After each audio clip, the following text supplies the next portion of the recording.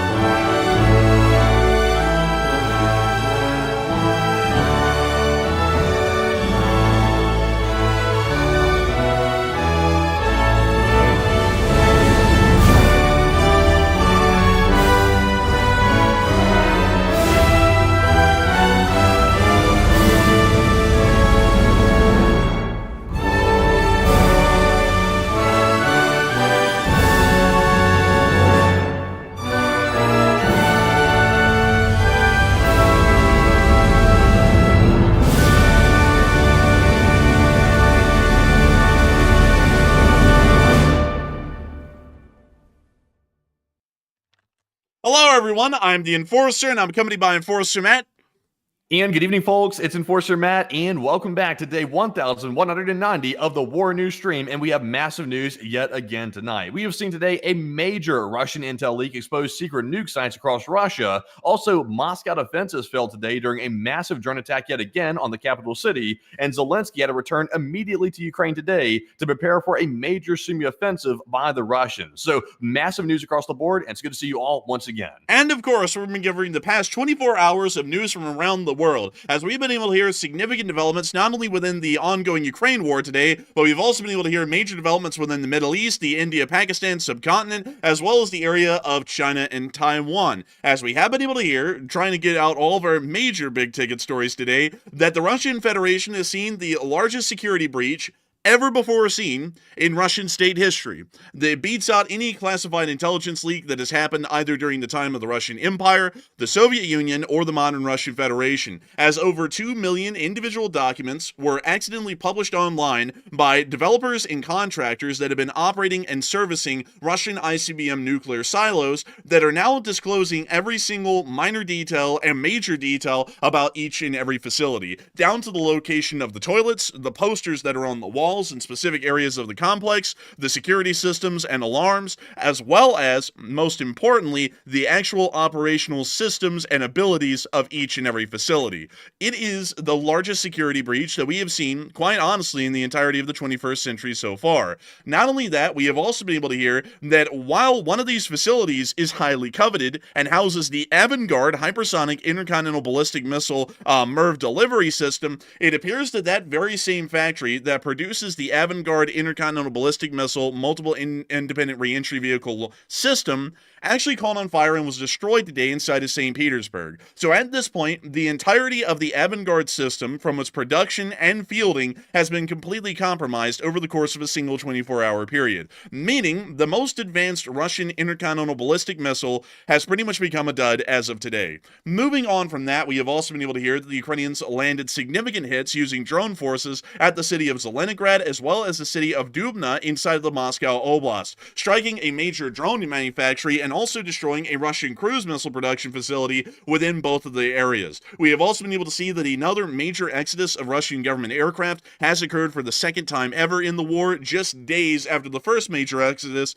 with once again all aircraft heading towards the area of the Ural Mountains and the cities of Yekaterinburg and Chelyabinsk, largely showing and leading us to believe that this may be preparations for continuity of government operations inside of the Russian Federation. We have also been able to see that Ukrainian drone attacks have continued to hit the Ryazan and Luhansk oblasts over the course of the day.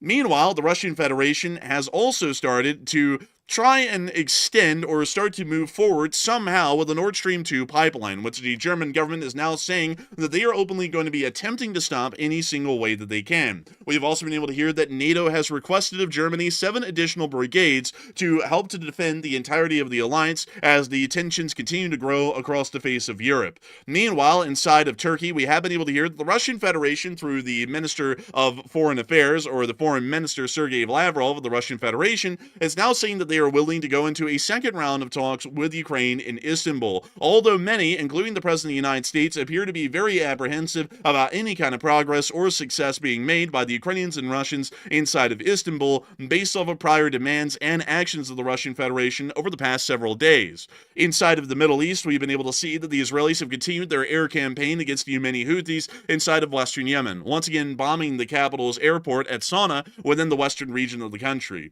The Republic of India has also stated that they will now be beginning exercises near to the Pakistani border, which may be possible preparations or actual actions leading into the second phase of Operation Sindoor, which almost kicked off a major total war between the two countries of India and Pakistan only weeks ago. And we've also been able to hear concerning information, according to U.S. intelligence today, that the People's Republic of China may be considering an invasion of Taiwan's outlying islands, including the Kinmen County Island, and also the Yanyu Island as well, which is quite literally just miles away from the mainland of communist China. We have significant news from around the board today. And also, by the way, I have to point out that the United States is also going to be stopping the sale of semiconductors to the People's Republic of China, effective immediately, from what we've been able to understand. That's a big one. Yeah, that's actually a death knell, most likely. But beyond that, we are going to be getting into all of the major news that we have today, because these are just the big ticket points. We actually have a lot more news than this, and I wanted to make sure that I took my time to put all of these together, because today's news topics are once again massive. We have been having days on end now of just the largest stories in news, and it's not even any kind of exaggeration or yellow journalism or sensationalism that is making these stories as significant as they are. It has been a very eventful week, or really just an eventful half week at this point in global news. But moving us on into the largest and most major story of this very day, it's going to be taking us into the Russian Federation, as we were able to hear that there was a major security breach that happened earlier today, where it appears that Danwatch and Der Spiegel were able to uncover blueprints, layouts, and internal systems of Russia's most sensitive nuclear missile sites, including the Avangard-equipped silos, via leaked procurement documents. We got that information very early on in the day, and at least at the time, it didn't seem that it was going to be a wildly major story, because it sounded like it may have been a minor security leak. As the day passed, about 2 hours after that original statement was made, we were able to get information that pretty much every single document that could be imagined, over 2 million of them in total, were released, exposing practically everything about Russia's nuclear bases, or at least a large number of them. Once again, I want to point out that there are 2 million independent documents, which means there's about 2 million individual pages of information that are housed within these documents, so I want to make it quite clear that nobody out there yet has been able to read through the entirety of them.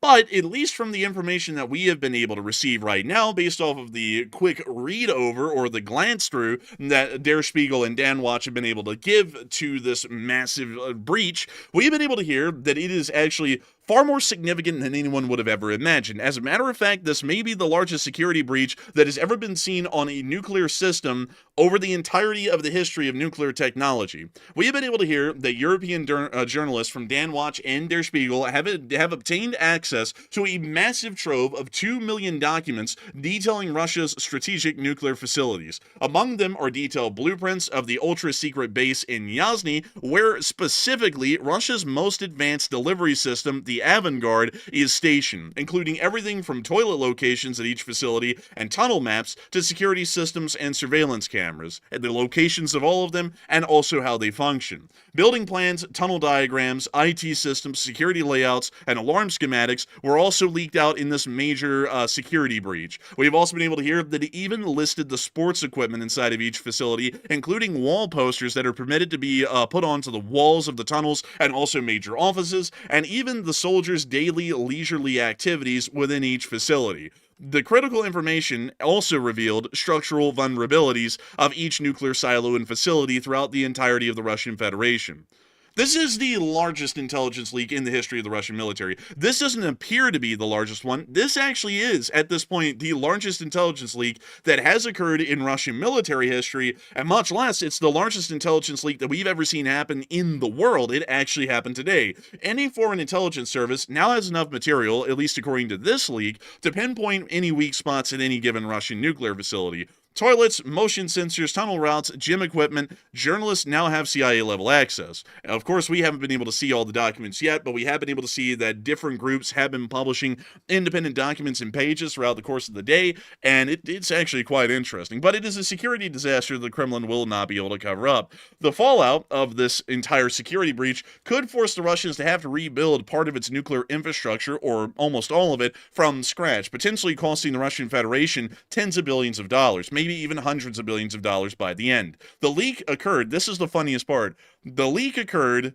almost like the Department of Defense group chat that many of y'all will know in the United States. It was via state procurement tenders where contractors accidentally posted classified files online, most likely through some sort of a sharing system that they were all using to communicate with each other. So far, the Russian Ministry of Defense earlier today had not commented on the breach, and it appears that the Russian Ministry of Defense has still not yet commented on the security breach. But this is the biggest one that we've ever seen. It actually is going to be pretty crazy in the kind of implications that this has. And I know that a lot of people are saying that it seems comical that these documents laid out the specific locations of things like toilets, but all of these things, such as toilets, can actually end up being weak points within these facilities. Anywhere where there is possibly any kind of plumbing or external access or any kind of a security system, and the exact details and outlines of those systems, even down to minor things like the leisurely activities of the soldiers inside of these facilities at large,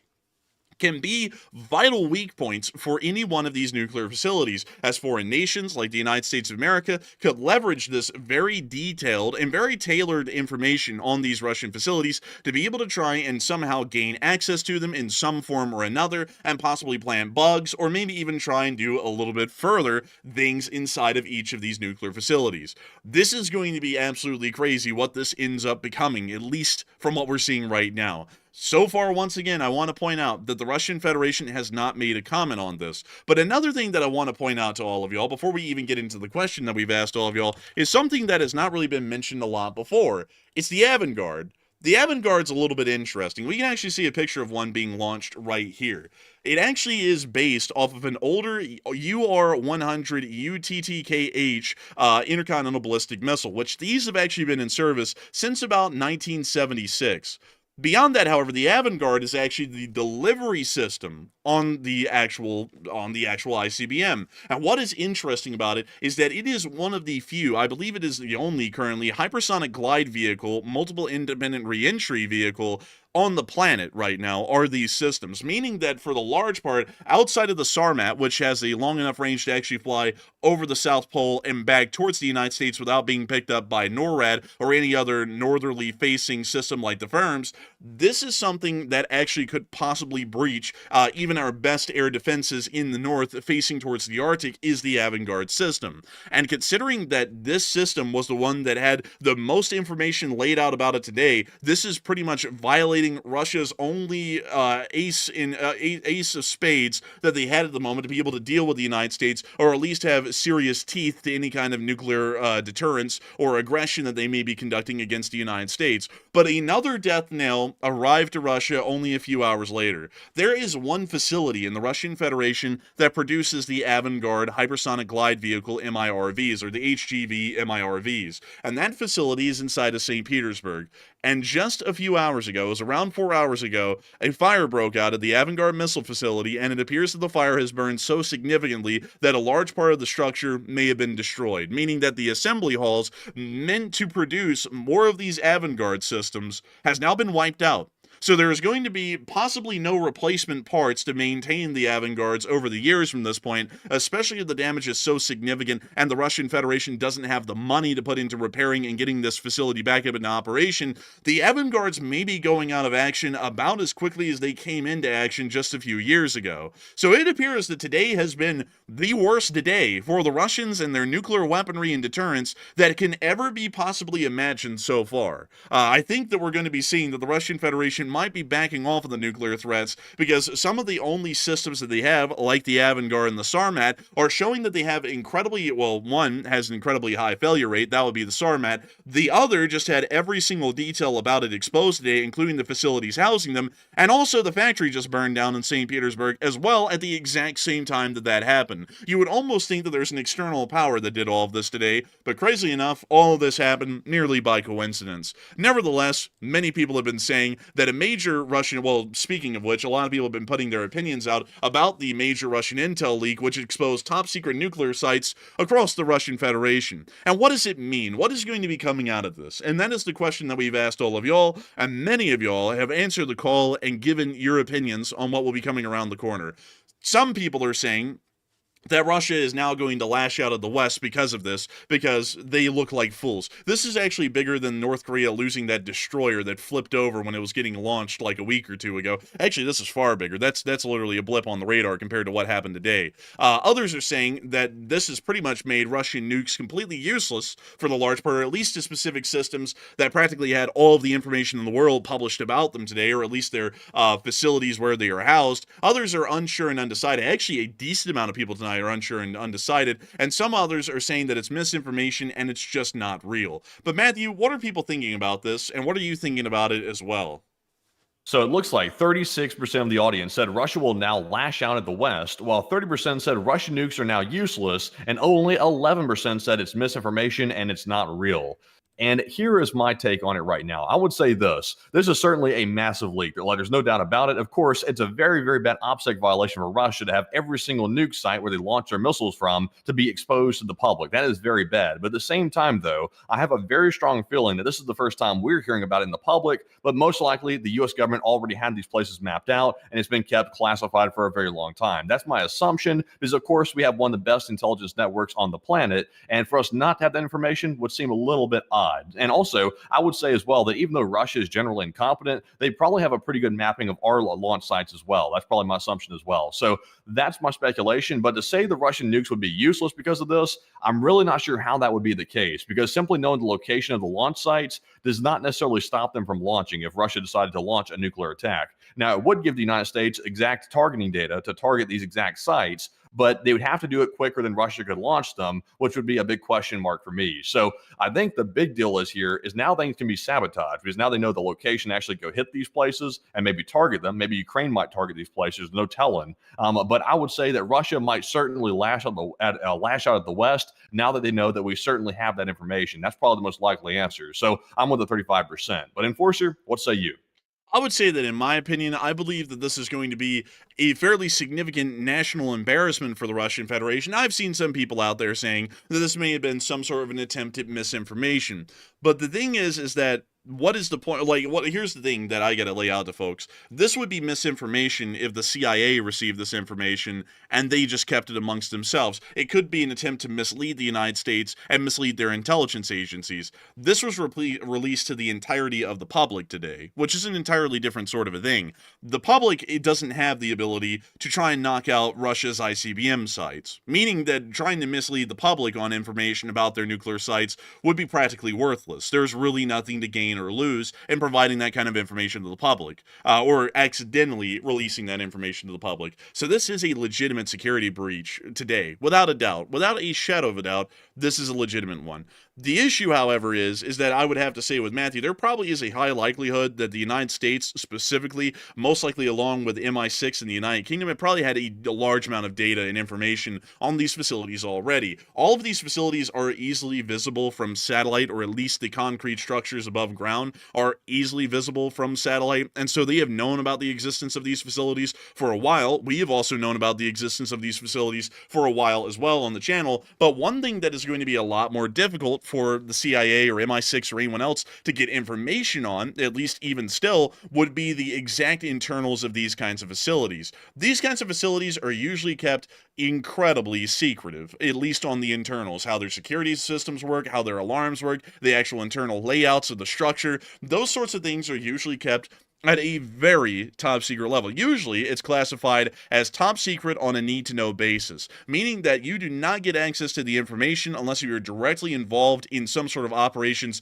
pertaining to that site, and then you are only provided that information if it is absolutely necessary and nothing more or nothing less. So it's not exactly an easy thing to be able to try and grab this information out of a facility like this, and even if the CIA was trying to use some sort of a passive measure to gain information on it, for example, working with contractors, a lot of these contractors may be operating under non-disclosure agreements, working on these facilities, or a Russian equivalent of it, meaning that they also would not be that willing to share information with an outsider, although there could be some agents that are working inside of these companies and have actually been able to get access inside the facilities and try and gather and relay as much information as they can about how they are existing and how they are operating. Nevertheless, getting this kind of an encyclopedia, or thesaurus for the large part, on literally every system, what the people are eating in there, where the restrooms are, things like that, would be a fairly difficult thing even for the CIA or the MI6 or any other intelligence agency in the West to be able to get ad hoc wholesale like this. This is pretty much the whole book. The CIA could most likely go through and try and see if any of their information that they currently have through any kind of operations to be able to conduct to try and get information on these facilities is lining up or not, and then figure out if that information that they're now receiving is accurate or not. We'll never get the answer as to how accurate these documents are or how accurate their intelligence was on these facilities in the public. That will most likely come out 70 years from now when most of us are dead or most of us are too old to care. But beyond that, doesn't it set off the BS meter just a little bit though? Like, I will say this, that my BS meter goes off just a little bit with the story by Der Spiegel claiming they got this by accident from some contractors that were working with Russia, because that seems to be a little bit odd that the contractors would have every single layout of every single nuclear facility that Russia has that's secret. That seems a little bit odd to me. Even if they got access to a cloud server network that had these documents being stored on them, to have access to all of them, that's a little bit mind-boggling to me. What this does seem like is, it really seems like to me, in my speculation, that this might be some sort of intentional leak. Like, maybe these newspapers might have gotten their hands on this information that's probably legitimate, it's probably real information, but they might have been fed the information from a different source as a very subtle warning to Russia that we know every single launch site of their nuclear weapons, and it's basically a covert threat by a Western power that leaked that information, who actually leaked information, and they're basically threatening Putin that we have the information, and it's confirming to Putin that we know the exact locations of these sites. That could be the case as well, because it is quite odd. I will say that the story is incredibly odd that it was being shared somewhere online and then someone just happened to get access to it. Like, you know, someone got access from the Atlantic to the group chat that everyone in the highest levels of the government was in, dealing with the executive branch. Like but that story also sounded a bit like a stretch until the actual group chat came out, and then the government also confirmed it. So we're going to have to see what the Russians say. If they say that it actually is a leak, then it's not a leak. If they say it's not a leak, then it was. Because the Russians, we always know that the Russians are going to pretty much lie about everything. They've done that throughout the entirety of the time we've been covering them here on the news. So if they say that it is a legitimate leak, it may have been one that they actually put out to maybe off-put someone somewhere, or at least provide false information. If they say that it was not a leak, then it was a leak. 100%, it was guaranteed a leak. So we'll have to wait and see what the Russian Ministry of Defense says about it, because if they make any statements about it, it's going to be very telling about what this really is and what it really means. But still, it is a very interesting to see that this much information was relayed somehow to Der Spiegel today, which is a German newspaper, about a large amount of Russia's nuclear facilities, and not only that, some of the most advanced. But I do have to say, Matthew, that it's also quite coincidental, not that we're into conspiracy theories here, but I will throw this in. It is very coincidental that at the same time, all of the information about the Avangard missile facilities came out today, that the Avangard MIRV production facility in St. Petersburg also burned to the ground literally on the same day. Yeah, it seems a little bit odd, doesn't it? It seems almost like it's coordinated because we did not get reports of an attack on that facility, the Avangard missile plant. That was not allegedly an attack. It was apparently just a random fire. And of course, fires aren't very random in Russia anymore. They're usually sabotage attacks or partisan attacks. So for it to happen that quick after that data leaked, it seems like there was a plan in motion to leak that data. That's why it sort of lends credibility to the idea that maybe this was an intentional leak by a Western power to send a message to Russia, and also by targeting that plant to also actually send a physical message as well, that we can also strike your plant. We know the locations of your launch sites, and you better calm down because we know that information. Maybe so. And once again, folks, I want to say that a lot of what we're saying here is entirely conjecture. We only know that there was a massive data leak today of 2 million documents, and the Avangard facility where that actually produces those specific MIRVs also burned down to the ground today in St. Petersburg, and we actually had pictures to confirm that. So with all of this put together, we're simply saying that it's a very odd coincidence that all of that happened on the exact same day, pretty much rendering the Avangard system completely moot, because there are so many security breaches or just a lack of production or upkeep on these systems now, they may as well be considered obsolete, even as of today. So it's a little bit wild to see that. It's honestly the biggest story that I believe we are covering so far this year. It's quite a crazy one to see. But beyond that, we are going to be moving on from that part of the news, and we're going to be moving on into something a little bit extra, as we were able to see that while all of this was going on today, the Russian government was having another exodus of Russian governmental aircraft for the second time in the war, and for the second time in a week. This is the only time we've ever seen an exodus of Russian government aircraft was about 3 or 4 days ago, and we are seeing another exodus again today. We have no idea why this is happening. There has been some ideas put out that they're trying to get these aircraft out of the danger of Ukrainian drone attacks, which is somewhat likely. Some others have been saying, like myself, that this appears to be the beginning of continuity of government operations for the Russian government, meaning that they may be seeing that some sort of a dangerous or unstable situation starts to evolve inside of Russia or outside of their borders that would force them to need backup headquarters just in case if something went crazy and then the main headquarters was knocked out or specific parts of the government were completely destroyed. And others have also been saying that this may be attempts by some members of the Russian government to conduct a coup. Pretty much everyone's across the board right now on what this really is, but it's an incredibly bizarre sort of an aircraft movement, and we've only seen this happen twice in the war, and both times it's been within the past week. Also, on top of that, while those aircraft are also once again conducting another exodus from Moscow, another major Ukrainian drone attack was also ongoing on Moscow. And this is one that we have an insane amount of detail on. Really, this is quite rare to see this kind of detail on any given attack in Moscow. Usually we have to take a whole bunch of fractals or artifacts of videos and put them together to try and say what is happening in the city. Today, we actually got to see 2 clear impact sites and where they were. The first one was in the area of Zheleningrad.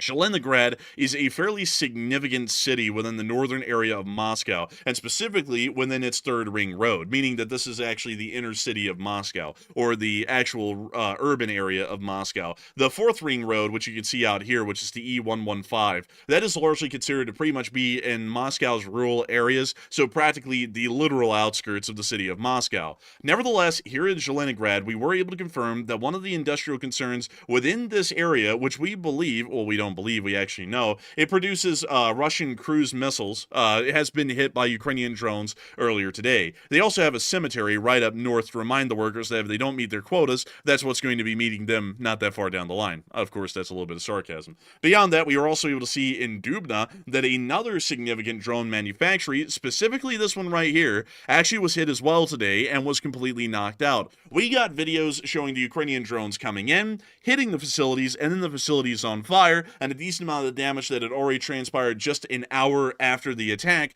that lets us know that both of these facilities have been knocked offline for weeks or months, depending on how quickly the Russian Federation will be able to get these systems back online. But moving us on into Dubna first, and then down to Zelenogorsk second, we are going to be showing y'all our first clip of a drone hitting the factory in this area. We can see the Ukrainian drone coming in. This is a Houthi long-range drone, an incredibly common one for the armed forces of Ukraine to use. And we then see it going into its famous dive and slamming right down into the facility. Moving on into the next... So bad. So bad, blid. But anyways, moving on into our next clip, we also got to see the drone from another angle. It's the same drone hitting the facility. And there it goes into the dive, and kabooey, right on the roof. Have they increased the size of munitions on that thing? It seems like a pretty big hit. I believe it's been increased to about 50 kilograms. I believe back in the day it used to be a lot smaller. Like most drones carried a 20 to 25 kilogram warhead. Nowadays they're up to 50. So this is getting on towards the big boy leagues of explosives.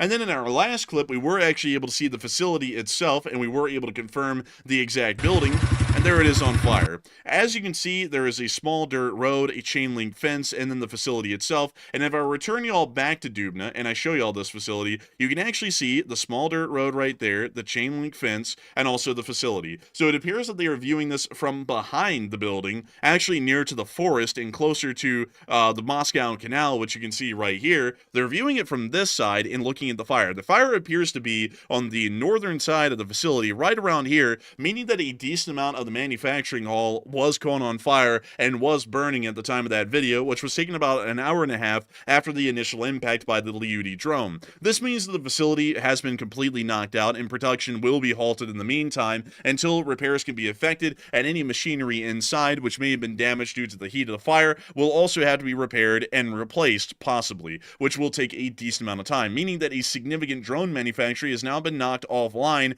within this area. I did not have such an easy time geolocating the specific rocket facility that's inside of Zelenogorsk that produces ballistic missiles. This one was a little bit more difficult to figure out because I couldn't really find a building that easily matched the profile or description of the one that we were seeing on film. We did see that many, though, were able to confirm that the facility was within the northern area of Zelenogorsk, which would be around this area, and from what we can tell, it does generally line up. It's just a broader issue, however, that I have not been able to find the... Oh, wait a minute.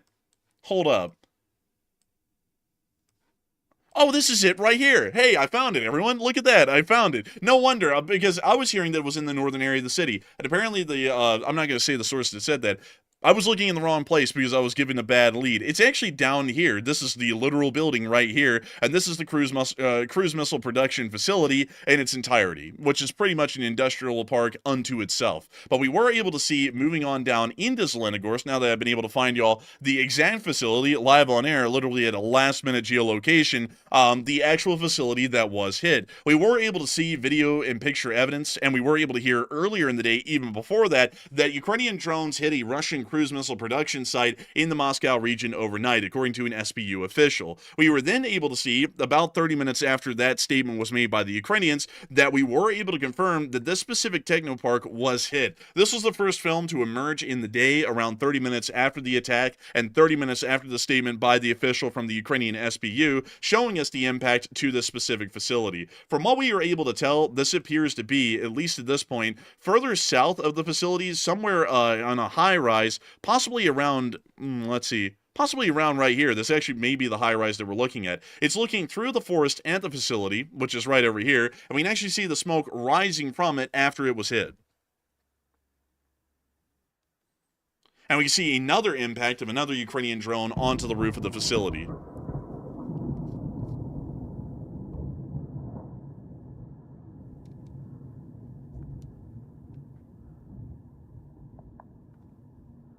We then were able to see later on in another clip that it appeared that the missile production facility had been hit quite significantly, and now you can see the exact geolocation coming into full form. That was actually the direct building that we saw right here. We can actually line up this view exactly if we come down here onto the map again. We're going to drop this down about right here, and if I was on the other side of the street, about right there, you can actually see that this lines up quite literally with the exact same view that we have on the video, meaning that this is the exact facility, the exact ballistic missile production facility that was hit by the armed forces of Ukraine today. And we were able to see video footage showing us a small fire that had broken out near to the front. It appears to be a part of the burning debris that made up the roof further behind the facility that actually was hit directly by the Houthi long-range drone.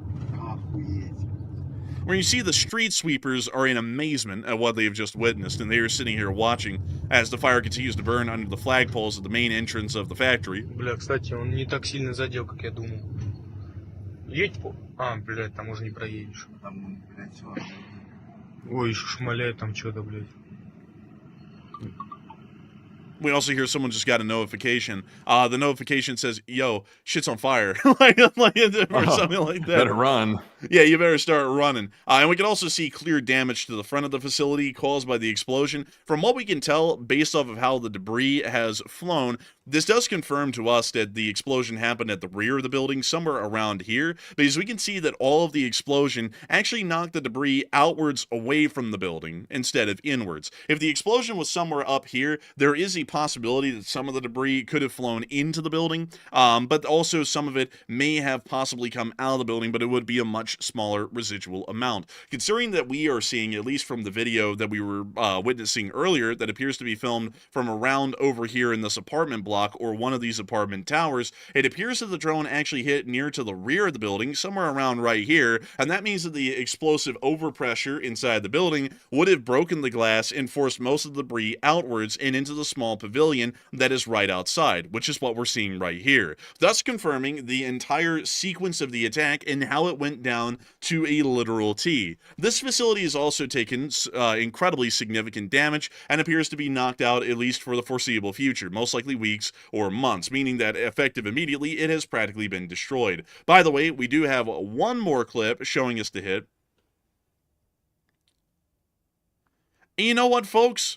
This is crazy, because you can actually see it hitting near to the front of the building right there, and if I am not mistaken, it appears that this may have been a second drone, because the first clip that we got appeared to have been filmed from over here and showed it hitting the back of the facility, because we could actually see some of the larger industrial buildings obstructing the view. This one, on the other hand, has no industrial buildings obstructing the view, so it actually appears that the facility was hit by two drones that came into two directions. The first drone hit about right here and was the one that was causing the smoke that we saw in the original video that was filmed from the southern side of the complex. This video is actually showing a clip from the northern side of the complex, which appears to have been filmed from this absolutely abysmal looking commie block that's about a quarter-mile long.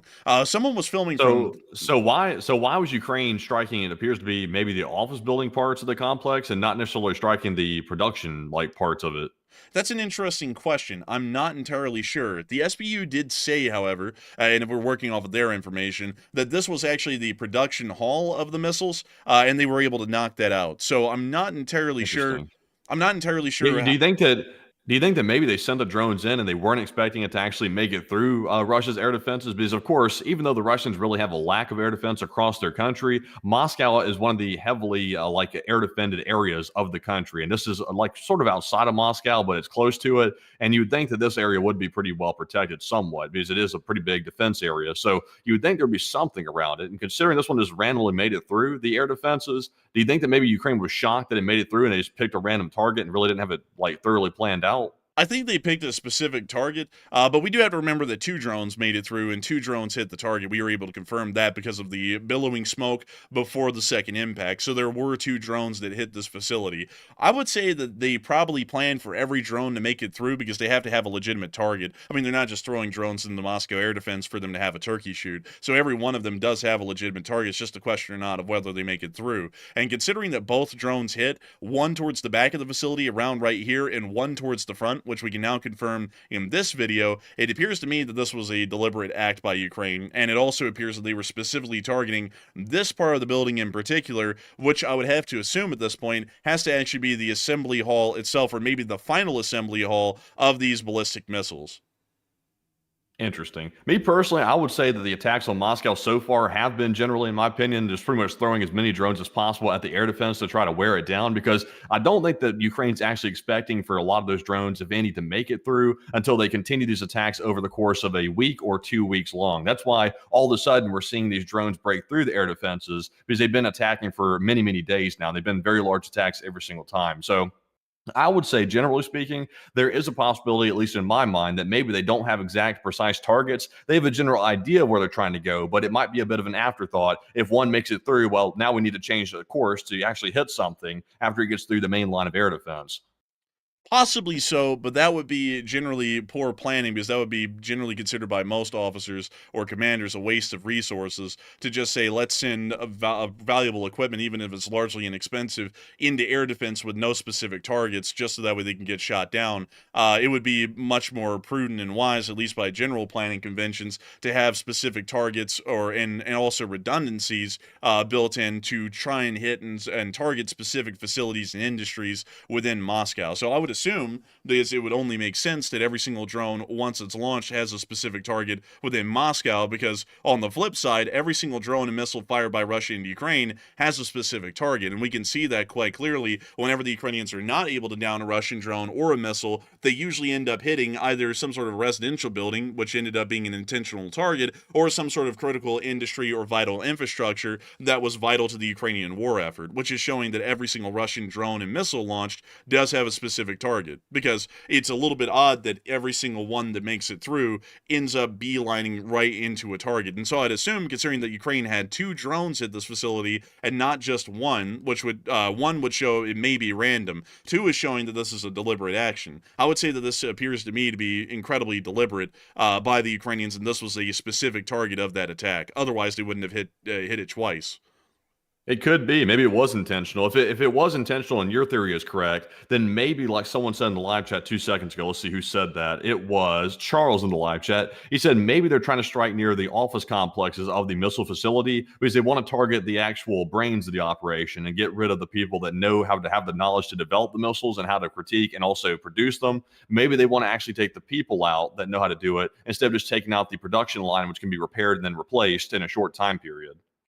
Possibly so. That may also be a reason. But also to line up our geolocation here, just so that way everyone can confirm that this is a legitimate video from the Zelenogorsk area, this is the building right here that actually was in the video at the very beginning. You can actually see it right there, and you see the exact same extension and unique wing to the building right over there, right down below. And also the parking lot as well. So this building and this specific location lines up exactly with what we're seeing on film. And they look off into the distance, and the UD comes in and hits right at the base of that facility.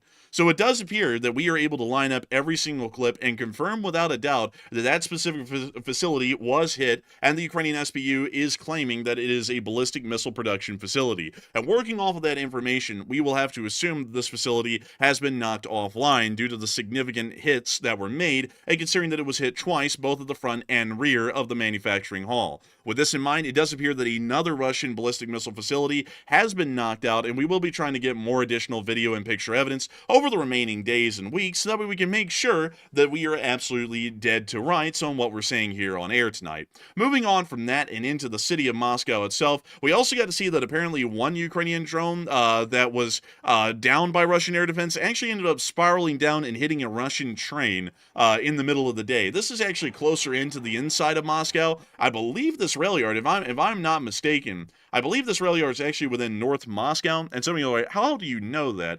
I went and looked at their metro system before, like just for fun, and I think I remember there being a fairly significant kind of a yard here in North Moscow. That's not it. It's specifically a passenger service yard, and I believe it may actually be closer to Zelenogorsk or Zelenograd, if I am not mistaken. Let me go check really quickly, and let's see. Yep, that's it. Look, there's the passenger facility right there. So it actually appears that this drone that went down and hit this electric train actually went and hit this the rail car depot Kuryakovo within the area of Zelenograd as well, which we can see right here. And also, this track alignment actually does line up with that exactly, because if you look here, this guy appears to be standing in some sort of an opening about right here, where there's a density of the tracks to the left and a density of tracks to the right. So it does appear that this actually lines up exactly. And we can see here that the train had its windows blown out from the explosion. And we can also see we can see this Russian police officer doing this really weird walk. Like, look at him, man. What kind of walk is that? Is he on, like, Crocodile or something? Yeah, really. What is that? He's like he's walking zombie or something. Like, doesn't even know what he's doing. Bro, he's walking like Shaggy from Scooby-Doo. He looks like he's about to say, like, Zoink Scoob, I'm not going to be able to get home. Like, or something like that. But we can see some of the burning debris of the drone right there. Oh, wow. That train really got it good. Man, that thing got cooked. And who are these random people who's walking around? Like, that dude doesn't look like he's a crash investigator. He just looks like a random dude. I think these are just, like, train spotters from Russia. Like, they're like, no way, it got hit. And so they just ran into the yard. They're trespassing, probably. I don't know what that was. Loot the iron right off the train. Oh, and also we can see the crater from the drone. That's actually quite a significant one. And it was apparently significant enough in explosive force that it blew the windows clean out of the train. Or as they say in the on the streets, schmove off. Nevertheless, it does appear that the attacks that the Ukrainians conducted today against Zheleningrad, as well as Dubna in the north, which I keep on wanting to call Druba, have been successful and do appear to have caused significant damage to Russian wartime manufacturing abilities. Moving on from that and out of the city of Moscow, we were also able to see that there were... Pole. All right, so with that, Ukrainian drones evaded Moscow's defenses today and struck strategic targets. Are Russia's defenses weakening? And Matthew, what are people thinking about that, and what are you thinking as well? All right, to reiterate the question one more time, it says Ukrainian drones evaded Moscow's defenses today that we saw in all those videos, and they struck many strategic targets like that missile plant, and are Russia's defenses weakening as a whole? So 64% said yes, Russia's defenses are wearing down, while 19% said seems so, but need more info, and 11% said no, Russia just had a minor mishap. And I personally think this. I think that over the last few days, in fact, it's been like 4 or 5 or maybe even 6 days at this point, that Ukraine's been sending these massive drone attacks into Russia, that has worn down the defensive capabilities that Russia has to protect their airspace, especially around Moscow. So I think if Ukraine keeps this up, they might see more of these making it through and actually hitting targets inside the city and also surrounding areas of Moscow as well. I don't think it's a minor mishap. I think it's indicative of them running out of supplies and also not being able to keep up with these massive drone attacks, which have gone on for a remarkably long time at this point, pretty much over a week. So I'm with the 63%. But Enforcer, what say you? I would have to agree. I believe that Russian air defenses may be wearing down around the Moscow area, at least for this temporary moment. We do know that the Russian Federation does have a decent, well, at least we would believe, we're not entirely sure on this, that the Russian Federation still does have a decent amount of missile interceptors still in reserve for their Pantsir S-1 missile systems, as well as a few other variants, although S-300s, S-400s, and S-500s are running somewhat lower in supply from what we've been able to hear by rumors, but we do have a decent idea that they still probably have enough interceptors and enough the proximity fused larger caliber cannon ammunition to be able to continue to operate the air defense for a little while. But that does not mean that it's going to be localized within the Moscow area, because things work not in a magic land like Call of Duty where you whip out a magazine that's half empty and throw in another one and it's full, and then you get all the ammo back from your half magazine, and then later on it returns as full, which doesn't make any sense at all, and I don't really understand how that actually works in practice. It doesn't. It's fairy tale magic. The Russian Federation works in the real world where they run on a logistical system, and Moscow only has a finite supply of interceptors and anti-aircraft gun cannon ammunition to be able to continue to operate their air defense efficiently. If the Ukrainians are able to send in, which they largely have appeared to, a large enough amount of drones over the past few days to be able to start expending a lot of Russia's anti-air defense cannon ammunition and missile interceptors, this means that some of these systems are probably having to conserve ammunition by orders, and this is allowing for a larger amount of targets to get through, or the alternative is that they are just simply running out of ammunition, and some of these air defense systems are going offline due to a lack of munitions. This could be a high likelihood, and while this will be a temporary thing because Russia would be able to quite literally railroad in additional interceptors and cannon ammunition to try and keep the air defense running around Moscow, it does appear that either there's been some sort of a logistical shortcoming inside of the city of Moscow, and they do not have enough air defense at this point, as we are quite clearly seeing the Ukrainian attacks are starting to land throughout the entirety of the city, or the Russians are truly running out of anti-aircraft ammunition across the entirety of the country, and Moscow, which usually has been the prioritized one for that anti-air defense munition supply, is also starting to run out as well, meaning that even Ukrainian attacks hitting Moscow now will have a high chance of landing, much like they have throughout the rest of the country. But moving on from that poll and on into the rest of our news, we also got to hear near to the area of Ryazan that drones were also coming into this area as well, although we were not able to confirm any hits so far.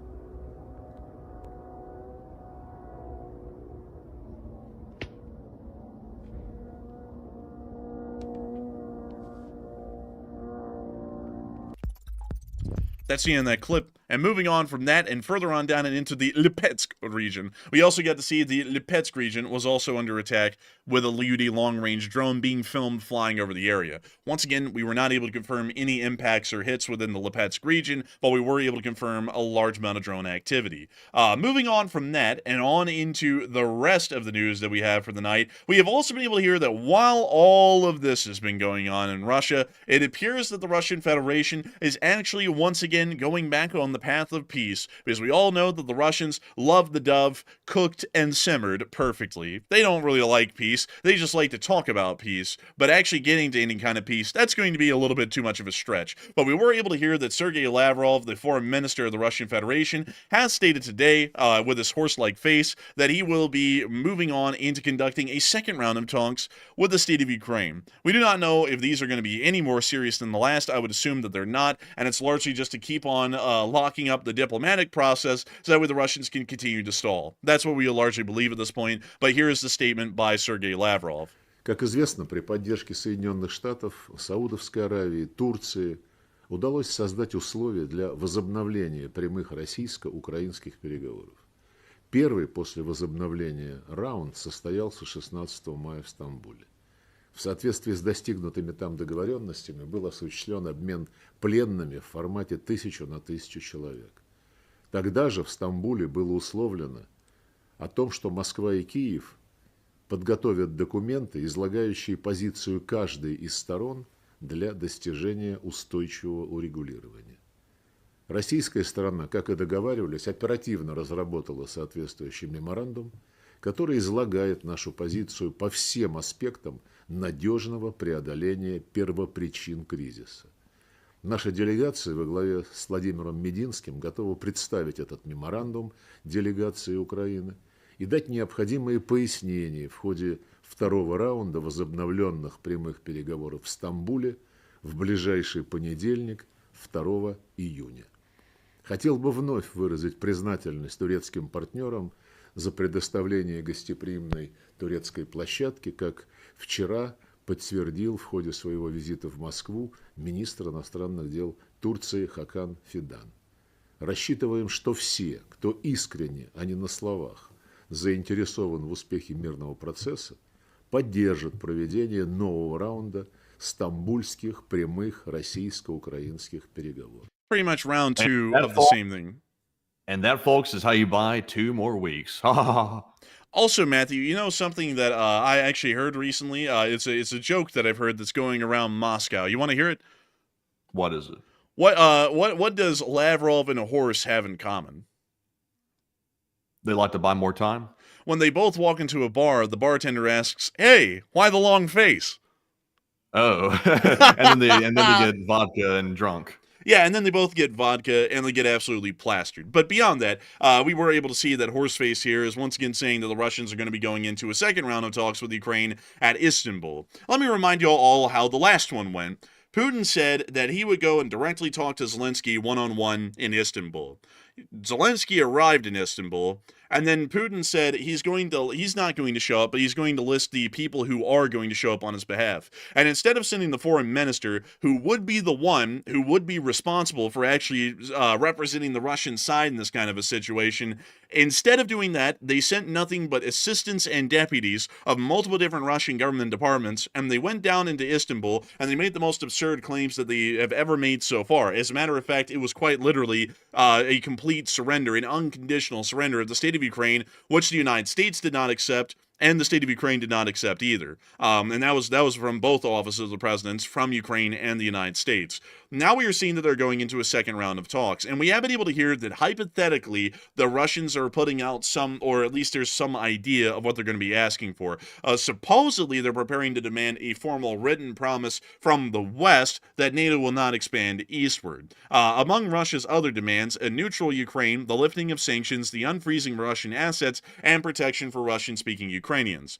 This is very why is Russia acting like that's a problem, though? It's just like the U.S. has already ruled out NATO membership for Ukraine. That's already been said. So it's like they're creating an issue out of something which is no longer an issue just to make an issue out of it. Well, what this is it's just the BS stuff to get into the negotiations. Because remember what they said before the other negotiations? They're like, we will have to discuss a ceasefire because the ceasefire is going to be very important, and an exchange of prisoners as well. And then we will talk about having a ceasefire. And then they went in, and then they said, the only way y'all are getting a ceasefire is if you give up pretty much half of Ukraine at this point, and we will keep fighting for 20 years if you don't give it up. And that's not even what the U.S. is on. Like, even by the U.S.'s standards right now, we're saying that the front line freezes where it is.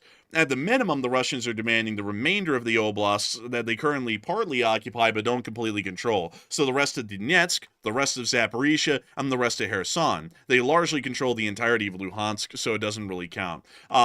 On the other hand, when they arrived in Istanbul, they said, not only do we want the rest of Luhansk, Donetsk, Zaporizhia, and Kherson, but we also want the Odessa, Mykolaiv, Dnipropetrovsk, Kharkiv, Sumy, and Chernihiv oblasts. And y'all have seen me draw that out on the map before, and that is quite literally half of the landmass of the state of Ukraine. They also wanted the Ukrainian government completely dismantled and to hold elections in wartime, which constitutionally, by law, the Ukrainians have never been allowed to do, so to pretty much try and rig the election and force a Russian puppet in, so that way they could pretty much see the expansion of the Russian sphere instead of ensuring that it ends up being a neutral country. That was the last thing that they did, and they went into that about the same way they're going into the second round of talks right now. So either they're trying to buy themselves 2 weeks, or they're legitimately just trying to insult the United States and Ukraine, one or the other.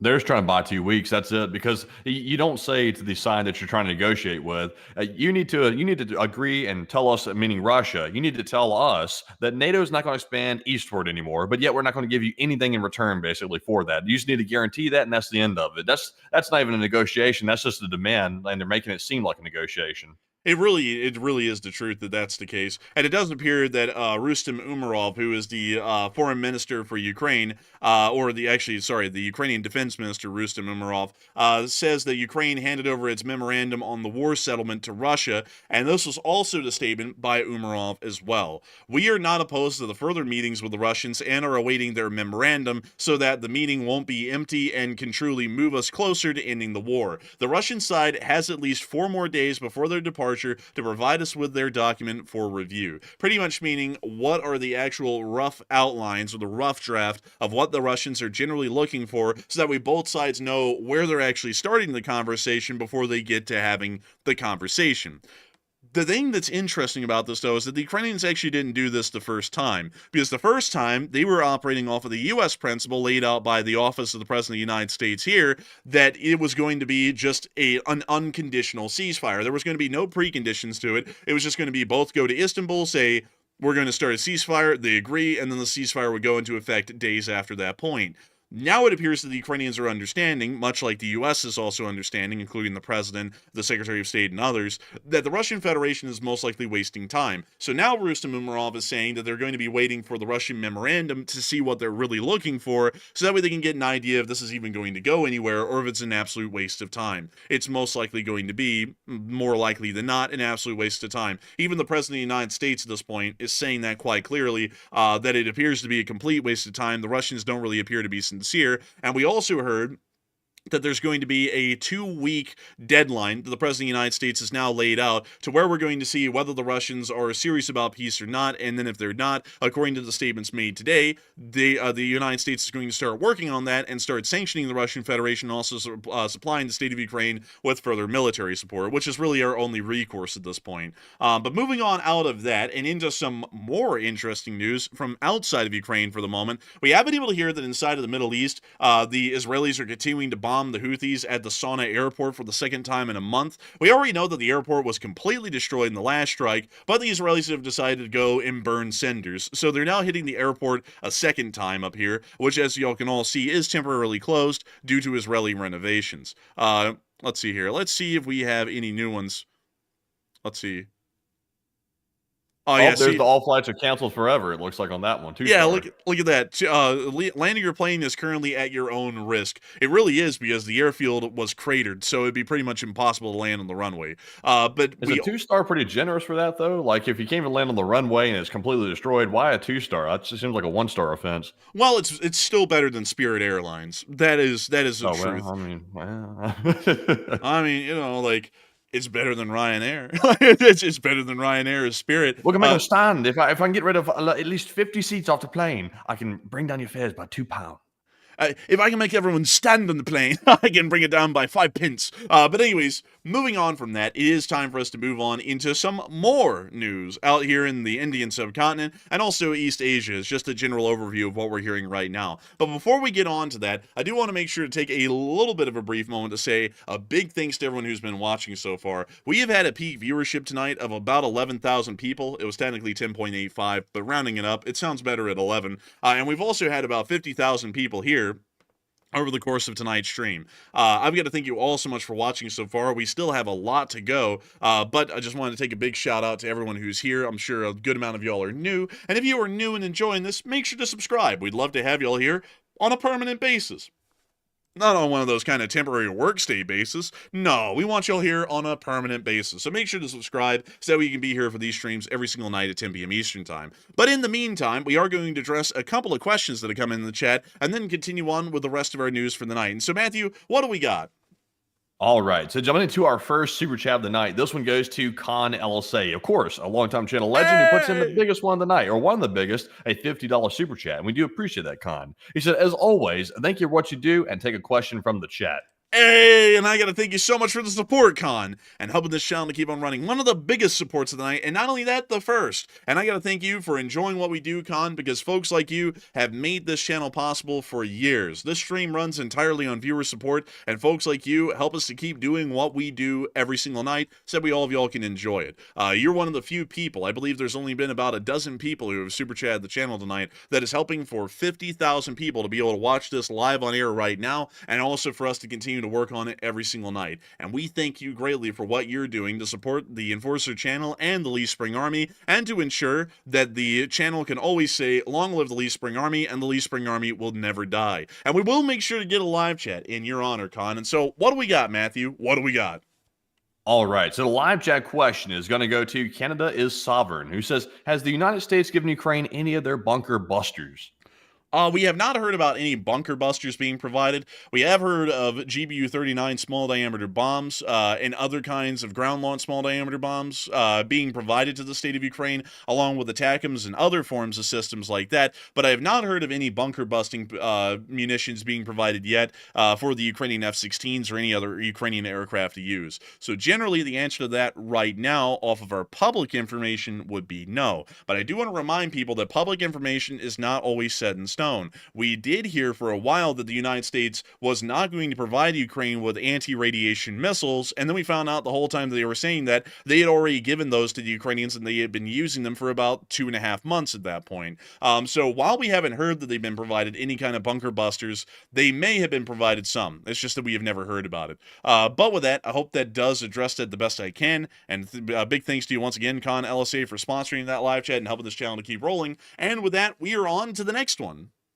And our next super chat goes to K-Dub Janky, another longtime channel viewer who puts in a 50 as well. And thank you very much, K-Dub, for that $50 support. And K-Dub says, I know you appreciate railroads in America, and what railroad was the most important in American history, and what is the biggest now? And LSA forever. And howdy to my LSA buddies, and I hope you're well. And a big thanks to you for the support, K-Dub Janky. I'm going to try and keep it short because we are in the middle of the news segment, and I know that railroads are not the favorite thing of most people, but they are one of my favorite things off of the channel. It's like ocean liners, aircraft, and trains. Those are the ones that interest me the most.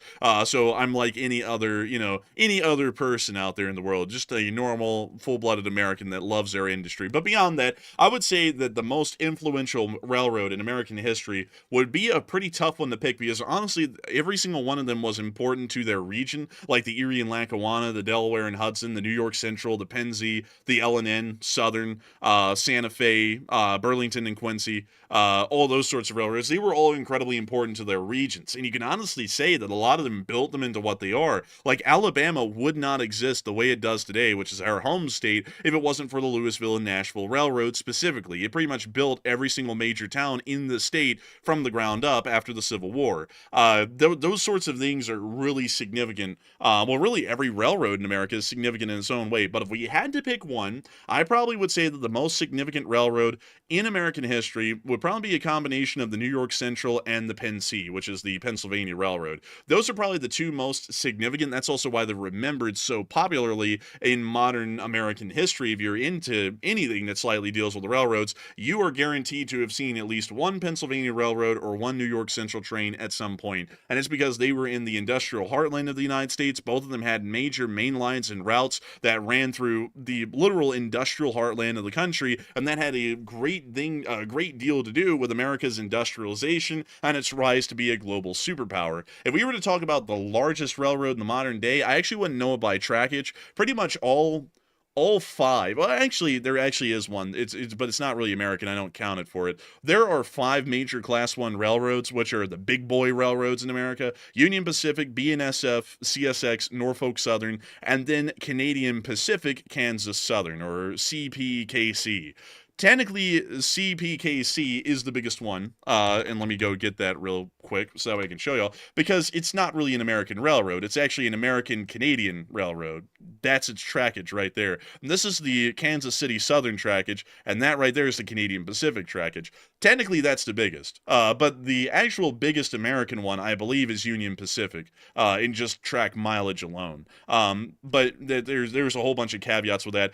BNSF and Union Pacific kind of like play in their own playground west of the Mississippi, and then Norfolk Southern and CSX kind of play in their own playground east of the Mississippi. So the biggest one here in the East Coast is CSX, and the biggest one in the West Coast would be the Union Pacific. But I hope that does answer that question well, K-Dub Janky, and I thank you so much once again for the support and helping this channel to keep on running. Because if it wasn't for folks like you, we would have never been able to make this channel possible, and I would have been able to make it a reality to keep doing incredibly interesting rabbit holes, at least to me. They're interesting to me, they might not be interesting to everyone else, but I do thank you greatly for the support, and allowing me to rabbit hole in something that I'm really enthusiastic about, which is the literal moving, grinding wheels that keep this country turning every day, which is the railroads. And so with that, we are on to the final. Ed Safer put in a pretty good one. The Atchison, Topeka, and Santa Fe was a very significant one. But with that, we are on to the final question of this segment, and then we're going to be getting on into the rest of the news. And this one goes to Gary Bott, who puts in a $20 donation. And thank you very much, Gary Bott, as well, for being a longtime channel viewer also, and we do appreciate that support. He said, do you think it was an inside job to help force a stop to the war with the leak of that information? It certainly could have been. I actually can't really say with definitive certainty what happened to result in that. There is a clear answer that was just some sort of a breach of security where the information was just whoopsie-doosey posted online and everyone got it. But there's really no way to know if that's the true story of how that got out or not. And it does sound a little dubious that that would be the simple truth. Sometimes it is quite literally the simple things that end up dooming people, like something like that. But it's quite easy. It could be quite easily so that it was the CIA, or it could have been a whistleblower from the inside trying to put Russia at a disadvantage. It could literally be anything at this point. I mean, that's about as good of a fair running theory as any right now as to how that breach happened and why it was so thorough. Because isn't it a little bit crazy, like, that they're posting this stuff online, but they post literally everything about the facilities down to the posters on the wall? Like, that's the kind of depth of information that you would generally expect from some sort of a deliberate leak and not a whoopsie-daisy crazy, this is an accidental leak on the internet sort of a deal. So that's what I would say. I would say that that's about as likely as a theory as any other. But with that, I thank you so much for the support and helping this channel to keep on running and throwing in a really good question as well. And moving on from that and into the rest of the news that we have, inside the Indian subcontinent, we were able to hear that the Republic of India is now planning mock drills in areas along the Pakistan border tomorrow evening, which could be Sindoor 2.0. We don't really know if it's going to be Operation Sindoor 2.0. It most likely may not be, but we do know that the Republic of India has left the door open to future attacks against Pakistan, and Pakistan has also claimed that they may be striking Indian targets in the future, meaning that both are publicly stating that the conflict that died off is not yet over, and both of them are largely looking for any reason to strike the other whenever they get the chance. Moving on out of that and into the area of East Asia, we have also been able to hear somewhat concerning news, at least according to U.S. intelligence, that China may attempt to seize Taiwan's outlying islands, like the Kinmen or Matsu Islands, to pressure Taiwan and test the United States, short of a full-scale invasion. The Defense Intelligence Agency warns China may escalate military activity around these offshore territories, and while not expecting an invasion this year, the report outlines scenarios from blockades to joint firepower strikes. China may avoid force if it believes unification remains negotiable, but will continue to use diplomatic, economic, and military pressure to deter Taiwan from moving toward independence. This is starting to become a fairly major thing, and this is actually something that is a lot more plausible than a mainland invasion of the island of Taiwan, because when everyone looks at the Republic of China, which is what Taiwan's official name is, they look at Taiwan, the big island, and then they look at Penghu County, which is named after that penguin from that cartoon that went nut nut. Yeah, there we go. Man, it actually came through. But everyone looks. Amen. Yeah, amen. But everyone exactly. Yeah. But everyone looks at these two islands, but there's actually two that are a lot closer to actual mainland China. Kinmen County and also Leiyu, or the Yanyu Island. These two are actually quite literally just a few miles away from Xiamen, which is communist-controlled inside of communist China.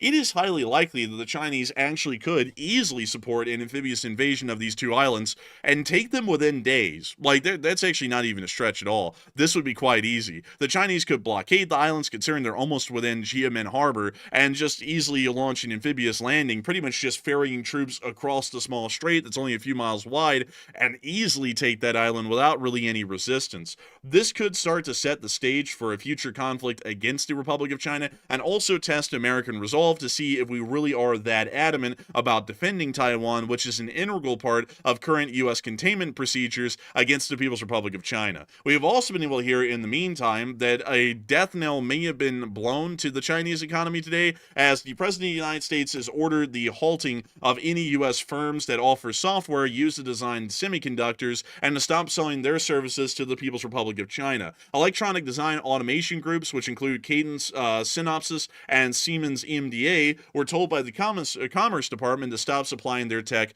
to the People's Republic of China, which could start to cause some major issues, because the People's Republic of China actually doesn't have the software or really the inherent, I guess you could say, independent ability to produce semiconductors. A lot of their semiconductor manufacturing, or at least the machining and software needed to be able to conduct it, is actually outsourced from the United States and overseas in more developed countries. This means that if the United States stops selling these softwares or sorts of information to the People's Republic of China, they may see a degradation in quality of their semiconductors over time, or they may eventually see that they have to halt production generally altogether at some point in the future.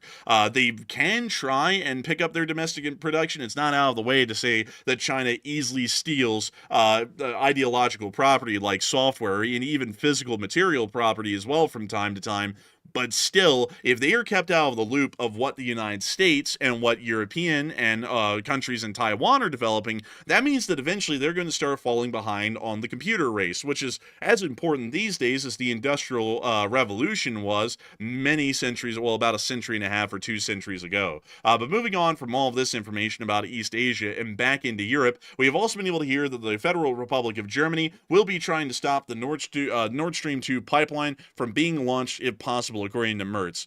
We've also been able to hear at the exact same time that NATO is requesting 7 more brigades from the Federal Republic of Germany. I don't know why that was a tongue twister that time, for defense, according to the alliance. And that was cited by Reuters today. Meanwhile, finally moving on into the actual war in Ukraine, we were able to hear that the Russian Sumy offensive is now ongoing, and it does appear that they are taking ground. We are able to confirm that they control Vasivka, NUKE, I believe, or let's see, let me go get the English names of these. I'm having a hard time reading Cyrillic tonight. Let's see. They have Zhuravka, which is a fairly small village with a couple of dozen people living in it, and it appears that they are now advancing onto the town of Bilovody and also Vodolahi. So far, these are largely just farm fields that they've been able to take control of and really nothing else, but it is showing that the Russian Sumy offensive has begun for the large part at this point. We have also been able to hear that Zelensky has returned back to Ukraine, effective immediately due to the offensive, and it appears that he will be remaining there for some time due to the ongoing Russian offensive. Meanwhile, outside of that news, we have also been able to hear that the Russians have had a pretty interesting day as far as the casualty reports go, and no Bobcats. Honestly, this is getting normal at this point. Like, holy... Man, that's disappointing, honestly. I need some Bobcats again. Man, we gotta have some Bobcats up in here. But Miss Disick here with the record said, lower losses across the board, but troop losses are back above 1,000, largely showing us that the Russians are still losing a significant amount of manpower.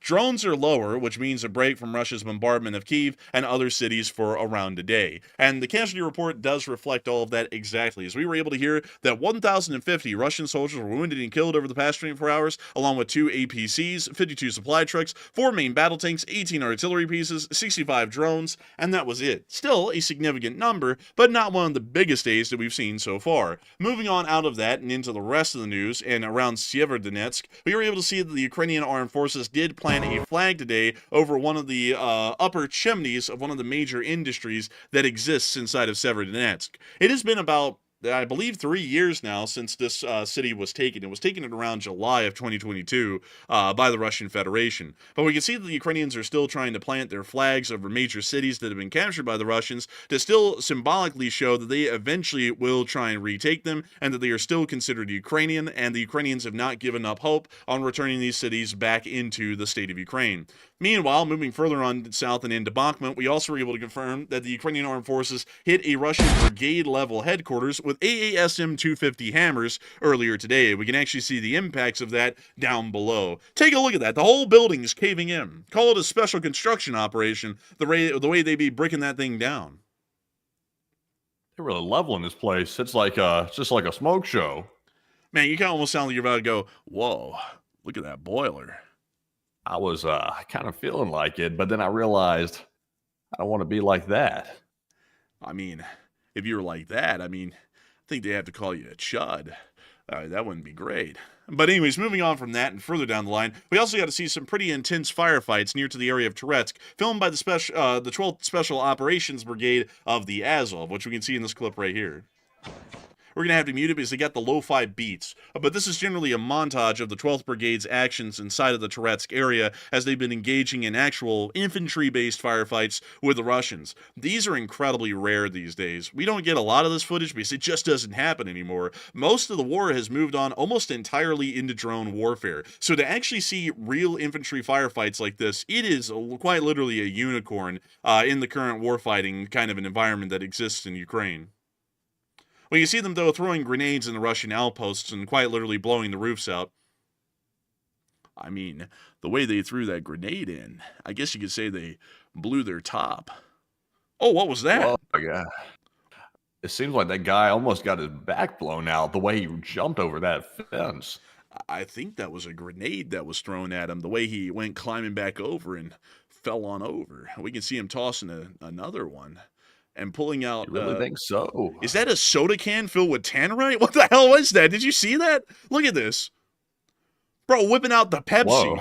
Oh my God, it's literally just... It's a soda bottle filled with like gunpowder with a fuse on it. I mean, call it a 2-liter Pepsi, but I think it might be overcarbonated. I bet y'all have heard about the flashbang, but that right there is the flash bomb. That thing's a little bit big. But he threw it on in, and let's see what it does. Holy smokes, it did that? Dude, it was just gunpowder. I mean, I've known Pepsi can cause indigestion, but that's a serious case of acid reflux. Whoa. That thingamajig, it just blew the roof off of that thing. I mean, you know, call that a roof raiser. The way that thing be perking me up. Oh man. I don't think that was Dr. Pepper. I think that might have been Dr. Pibb. I think that might have been that Great Value soda. You know, the way it got me feeling weird. Oh, and now we can see a building on fire here as well. And that was the end of the clips from the 12th Brigade. Still, very wild to see infantry firefights happening at any point in this phase of the war. We have also been able to see more firefights filmed by the 12th Brigade as well. These are all being conducted in the northern area of the city of Toretsk, pretty much outside of the city and in the fields right beyond it. And we see them continuing to clear out Russian trenches. We can also see, for some reason right there, a guy who was in the Matrix. We can now see the computer screens watching them from drones as they continue to clear out the tree lines. Oh, look, it's an American flag. I like that. That was nice. I love American flags. Oh, wow. That is nice. I like that. We're all pro-American here. But we can see here the flag of the Azov inside the headquarters as well. We can see them reloading their mags. And getting them ready. Come on. They don't have speed loaders. Come on, guys. You got to have speed loaders. You're in the middle of a war. Wow, that dude right there was like the freaking like poster child for like what you think a Ukrainian like hardened battle soldier would look like. Look at this guy. Look at him. Yeah, look at that chin on that dude. Bro, this guy's got a chin that could actually bust foundations if he fell. Like when he falls on it, when he falls to the floor, man, inside of his house, he doesn't bust his chin, he busts the concrete. Dang, that dude's cranial structure is like something to be studied or something. Honestly, it's impressive, that I will admit. But we can also see an American flag on the helmet. The Ukrainians really like the United States for the large part. And we can see once again the guy in the Matrix. We can see the Ukrainians being dropped off in the trees as they now begin the trench fighting to clear out the Russian positions that inhabit these tree lines.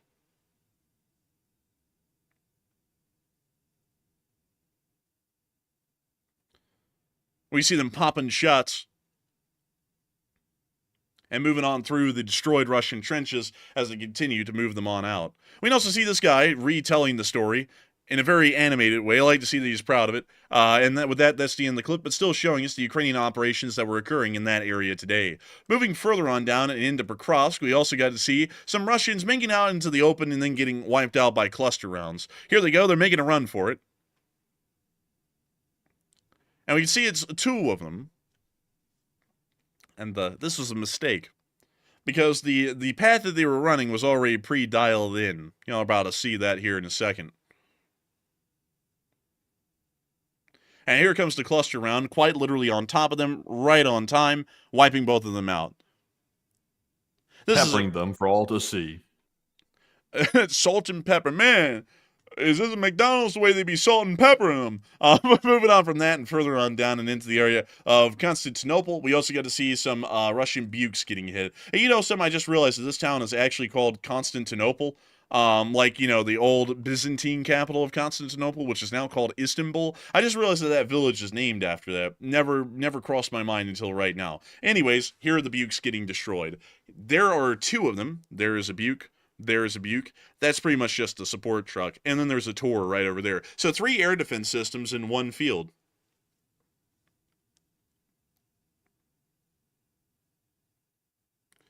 We can see here that they're targeting the Tor first. We can actually see some sort of a flash happen down near the Tor, possibly an impact.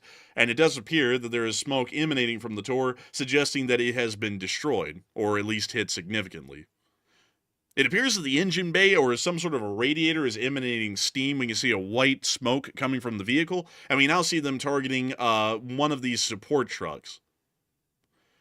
And it appears that support truck was carrying ammunition because it just blew up in the secondary explosion after the initial hit.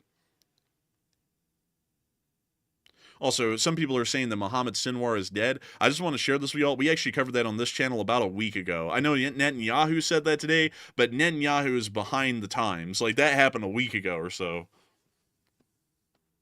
Mr. American, Mohammed Sinwar is dead. Dude, I can't do that voice without actually saying it, dude. That's so hard not to. Mr. Trump, we blew up Mohammed Sinwar. It was a very good thing. But anyways, Mohammed who? Mohammed, I'm sorry, who? Mohammed, they call themselves Mohammed, but they don't eat ham. But anyways, moving on from that and further on down to Polohi, we also get to see Russian forces also getting destroyed down here by the 102nd Territorial Defense Forces. Also, why did it take Netanyahu so long to say that? Like, we actually confirmed that, man, like a week ago, at least. I don't know. He's acting like it was brand new or something today. I'm not really sure why he did that. Oh, wow, look at that. That was a special equipment. They got it. Holy smokes, it was a tractor. It was a, wait a minute. It was a tractor with a backhoe attachment. That's odd. Look at that. They sent in a whole missile just to hit the special equipment. I'm like actually very proud of that. Dude, that's crazy. I can't believe they hit a backhoe. Like, I only thought that was the thing people said when Chris's mom got near. Backhoe! Oh. But anyways, moving on from that clip where we got to see that tractor getting knocked out, we also got to see a Starlink system also getting destroyed as well. The Russians aren't supposed to have those, but they keep on getting their hands on them through third-party shell companies, but the Ukrainians are knocking them out all the same, so it doesn't really matter much. We can also see another terminal getting knocked out, and we can also see a Russian trench line now getting hit as well.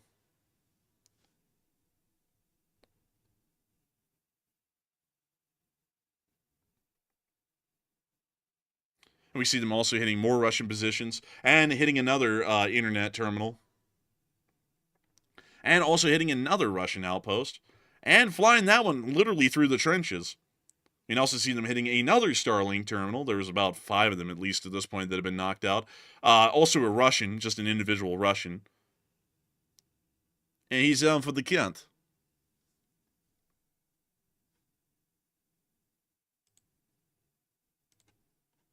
And with that, that's the end of the clip right there, but still very interesting to see. Moving on from that and on to our next clip, we also got to see them destroying Russian forces in Zaporizhzhia.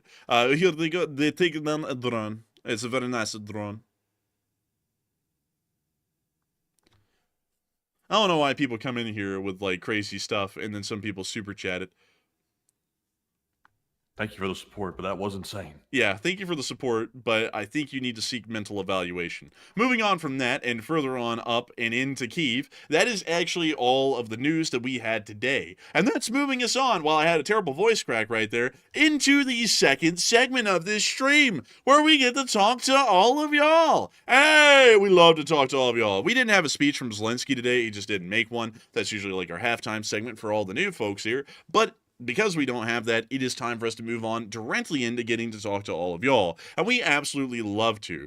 Beyond folks throwing in super chats, which I just have to say, it appeared to me that person may be having like a possible mental health issue, and they probably do need to seriously seek help. It is a quite fun thing to talk to everyone else, because we always talk about wildly fun things, like what was the most influential railroad, or go check out this thing, or that thing, or what about this food, or what about that food, or what's going on in the war, or what's going on in the world. Quite literally anything and everything is on the table, except for religion and politics, because we don't get into that kind of business here. Remember, folks, remember to mind your betters, because your betters back in the day said that you don't talk about 2 things in public, and that's religion and politics. And we try our best not to do that here on the channel, and I hope that we're able to succeed in doing that most every single night. But nevertheless, it is time for us to move on into the actual question segment. And I understand, Matthew, that before we get into the question segment, we have actually had a poll, and I would like to see, Matthew, what are people thinking about that poll, and what are you thinking about it as well? All right. So the poll says Russian reports claim that Moscow is discussing striking Berlin in Germany if Ukraine gets the Taurus missiles. And what are your thoughts? 63% said Russia is just bluffing like usual, while 18% said it seems possible but unlikely, and 16% said Russia might strike over the Taurus.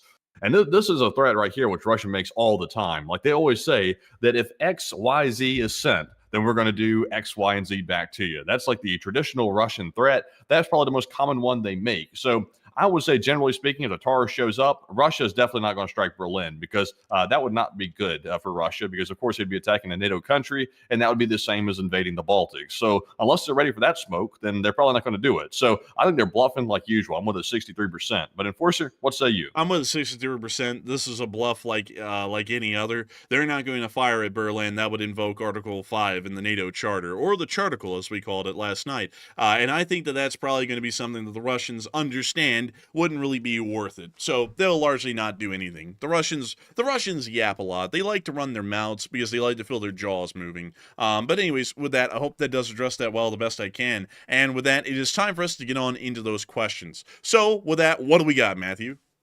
All right, so jumping right back into our super chats, this first one goes to Mouse Fitzgerald, who puts in a $20 donation. And thank you very much, Mouse, for the 20 and help keep us running as well. And Mouse said, "Did you know radar spelled backwards is radar?" And go LSA. I actually did know that. I forgot what those are called. But it's a word that is spelled the same way forwards and backwards. Like Hannah is spelled Hannah forwards and backwards. And Anna is also spelled the same way forwards and backwards. I do know that, but sadly, I don't know what those are technically called, like what their technical name is. But beyond that, I do thank you for the support and helping this channel to keep on running, and we will take a live chat. And I want to address something really quickly that I've seen a lot of people saying, because there's been a little bit of misinformation going around. And of course, I don't want to say, folks, that we do our jobs better than world leaders, but we do, because we get things before they get them, apparently. Because Netanyahu said today that Mohammed Sinwar is dead. Now, let me go get my maps, because, you know, I do this for a living, and I'm not saying that sarcastically or to be aggressive or anything. We just do it for a living, so we have a lot of these maps. It's literally an endless trove of information. These are made every single week, and they've been done like that for about 3.5 years. So let us go to, I think it would have been the week before last. It was probably this map. So let's see if we got any info on that. And yeah, here we go. This is it. Israel attempted to kill Mohammed Sinwar. And then, let's see here. Where was the official? I think it's on the map after this. Yeah, it is on the map after this one. Let me go get the map after this one. So this is 1176. Let's see. Google my maps. Let me go back to this, and let me go grab the one after that. This will be 1183. And we should have the confirmation that Sinwar is dead on this map.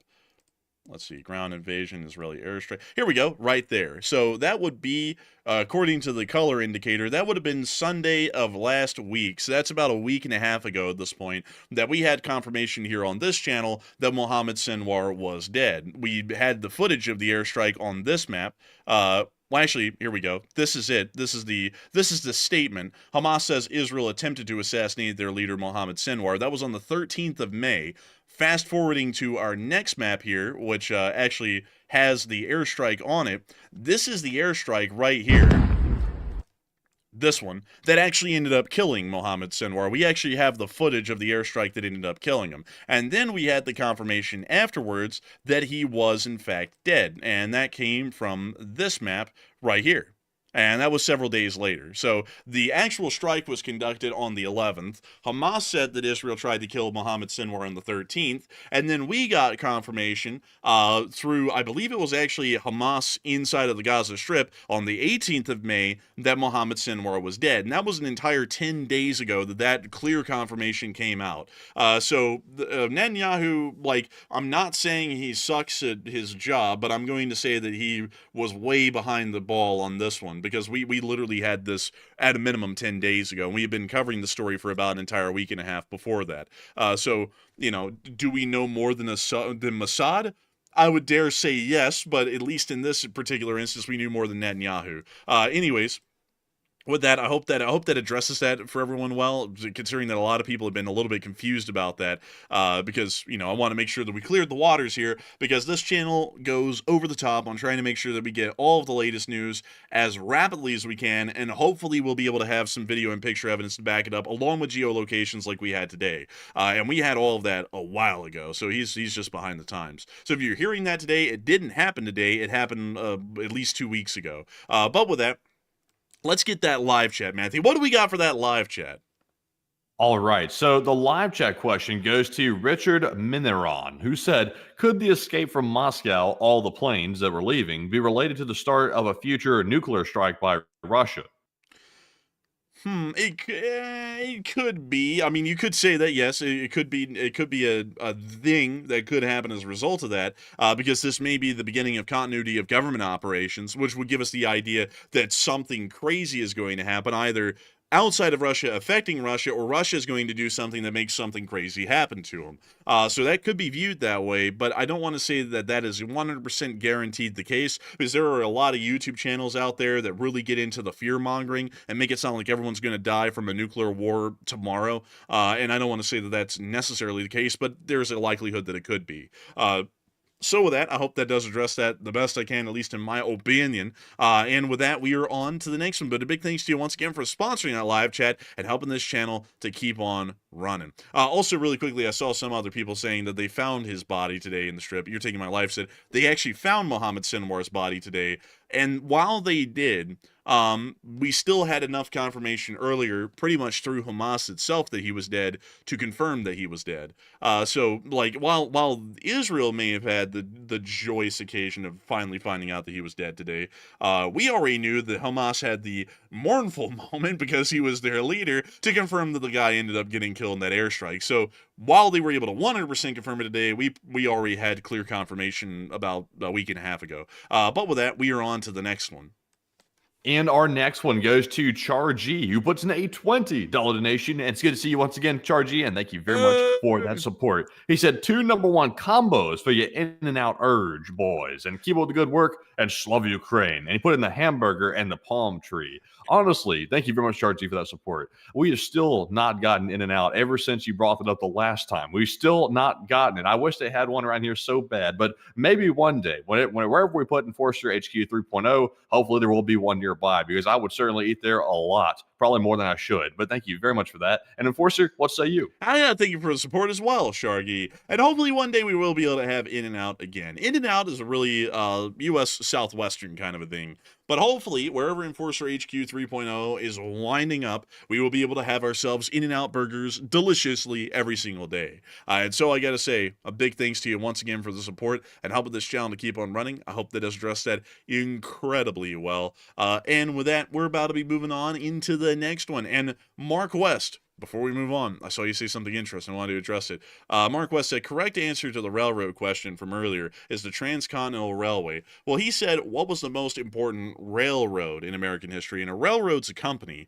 The Transcontinental Railroad was actually built by 2 companies. That's why I didn't include it. It was built in conjunction of I believe it was the Central Pacific and the Union Pacific that built half of it each. Well, not really half. The Central Pacific built like a little bit of it. They built it all the way out from, I believe it was Sacramento to north of Salt Lake City. You can actually find the spot where they did it. It's oh yeah, it's right here.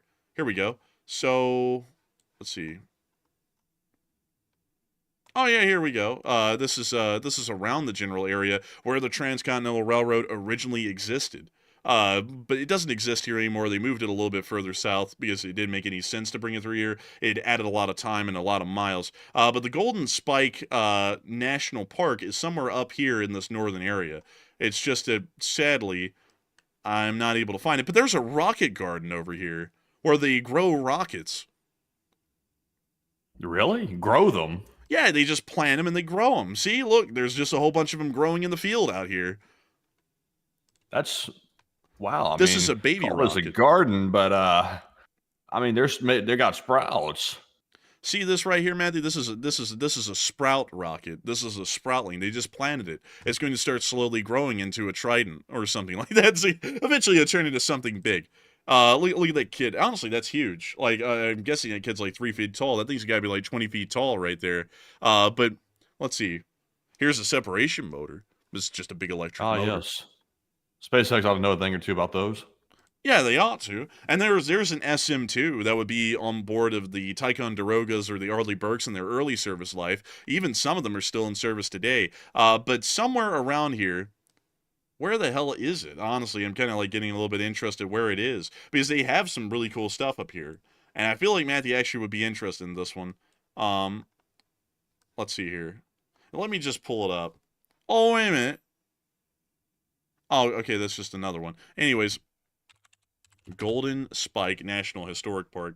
What's cool about this park, the only reason I want to show it to y'all, is that they actually have full replicas of the Union Pacific and Central Pacific locomotives that actually were present at the Golden Spike ceremony, and they actually run, which is a really cool thing, because really none of these type operate or exist anymore in this kind of condition. And I forgot how much funding it took. I think it took like about $500,000 to build each of them, but they are actually truly operational. They can actually run just like the American 440s of the day, which is really cool. And here's the Central Pacific one, the Jupiter, and this was the Union Pacific 119. I believe this one was wood-fired, and this one was coal-fired. Oh, hey, by the way, fun fact before we move on, is you can actually tell an easy difference between coal-fired and wood-fired based off of the shape of their funnels, or their smokestacks for the large part. Coal-fired trains had larger, taller funnels, at least in this era, to allow for greater draft, but they were incredibly narrow, because you didn't really have to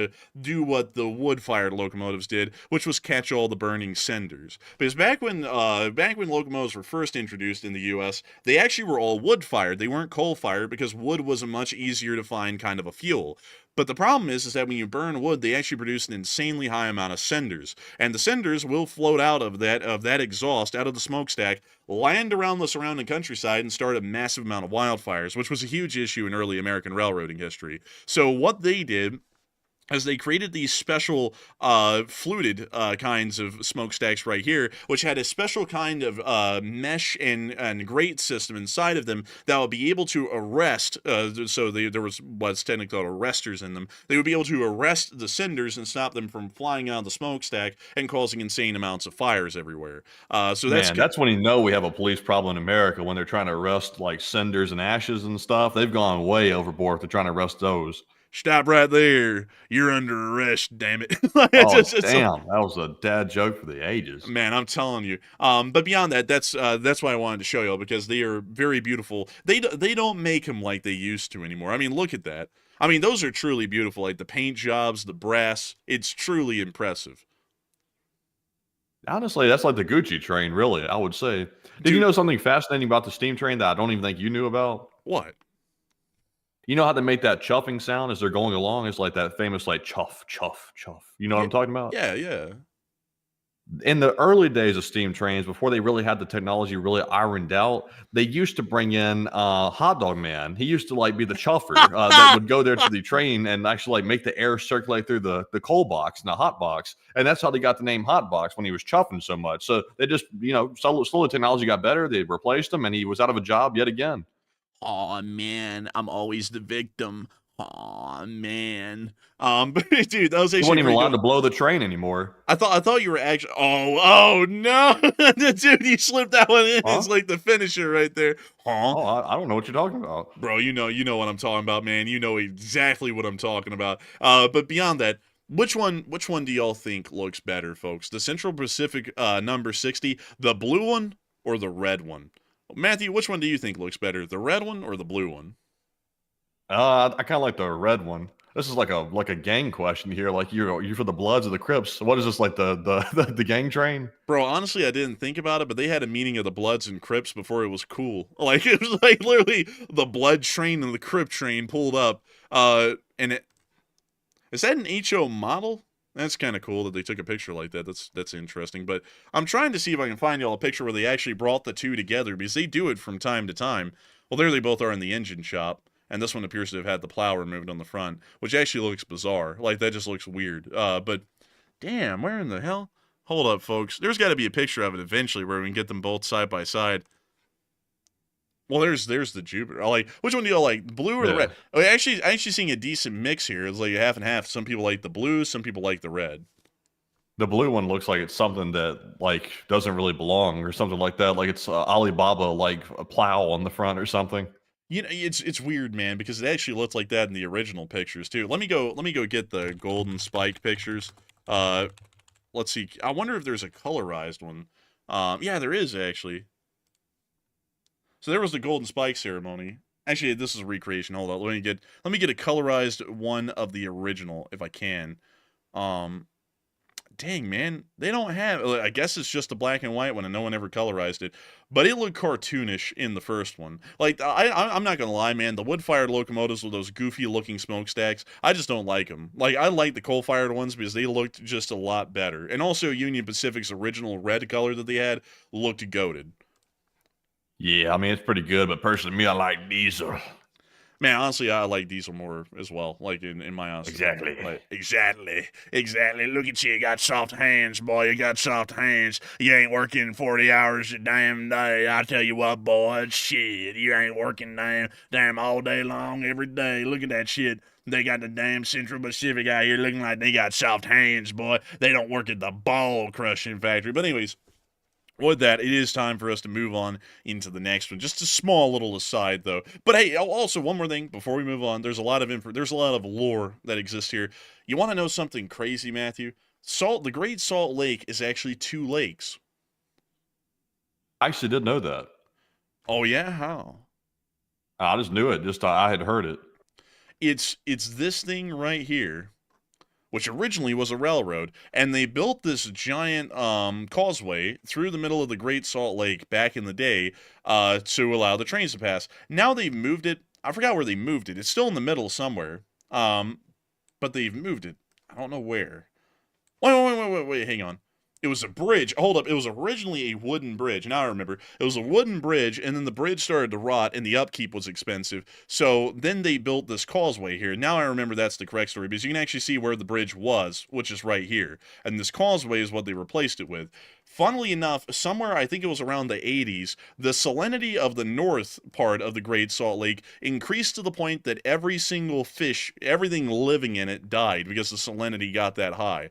The southern side is perfectly fine. So what they did is that they pretty much shored this thing up completely to stop the flow of the salinity, the high salinity north side Great Salt Lake water to the south. So inadvertently, that railroad causeway there actually either started the beginning of the high salinity in the northern side of the lake, or it protected the entire lake from becoming a toxic hellhole that killed everything in it. We don't really know. Huh, that's kind of fascinating. Yeah, it's honestly a little bit sad because the Great Salt Lake is starting to shrink because of the water consumption nearby, and it's a really unfortunate thing because Antelope Island used to be completely separate from the mainland, and now because of the water receding, it's now a part of the mainland. It's just, like pretty much a hill like any other in the area. So is this going to become Salt City whenever the lake goes away? I don't know. Let me go show you the difference. Salt Lake over time. Let me see. Here we go. Also, LG Gitis said there is no fish in the Great Salt Lake, period. No fish in the Great Salt. I heard that there was I would imagine not. Let's see. Are there fish in the Great Salt Lake? I was told that there was. Oh, let's see. Huh. I was thinking it couldn't be because, if it's a freshwater species, they can't survive in a thing with so much water in it, or salt, not water. Obviously, it's water, but salt. If it's too high saline, obviously the fish can't survive. Oh, hold up. Several types of algae live in the lake. Brine shrimp, and brine flies can tolerate the high salt content and feed on the algae. So, sorry, correction, folks, because there was something, the salinity got so high even for the Salt Lake that it killed everything up here. I just remember that they said they were trying to protect the biodiversity of the south side of the Great Salt Lake, but apparently I took that as there was fish living in the lake, which is entirely wrong. Apparently some sort of brine shrimp or something along those lines, and I'm guessing birds or other kinds of animals on the south side feed off of them, so they don't want the whole lake to pretty much be wiped out of all life, so that way it's affecting the entire ecosystem in the surrounding area. I guess that's what it is, if I remember. What if the human got in that? That's a good question, because it says, is it safe to swim? Let's see. The water in the ocean. Wow, that's crazy. And the water is so buoyant that people can easily float. I thought you weren't supposed to get in water that was that high in saline. I thought that was potentially dangerous because it can absorb through your skin. Well, I know people swim in the Dead Sea. That's like a really common thing, is for people to come to the Dead Sea. Like, let me see if we got some pictures here to show this.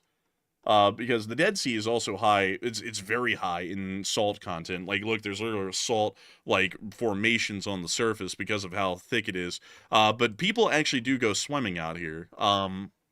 And I've seen a picture of it in the past. I'm not seeing any right here, right now. which is a shame because oh, here we go. See, there's people out there swimming in the Dead Sea.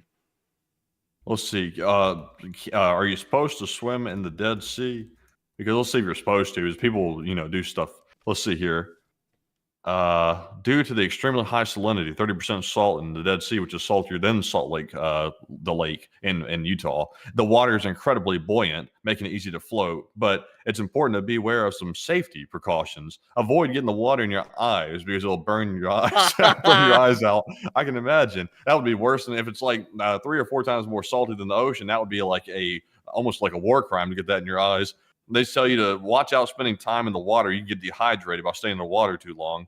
The salt can irritate open wounds. Floating, not swimming. The water is so buoyant that you won't actually be swimming in the traditional sense, but rather floating on your back. So be careful not to drown.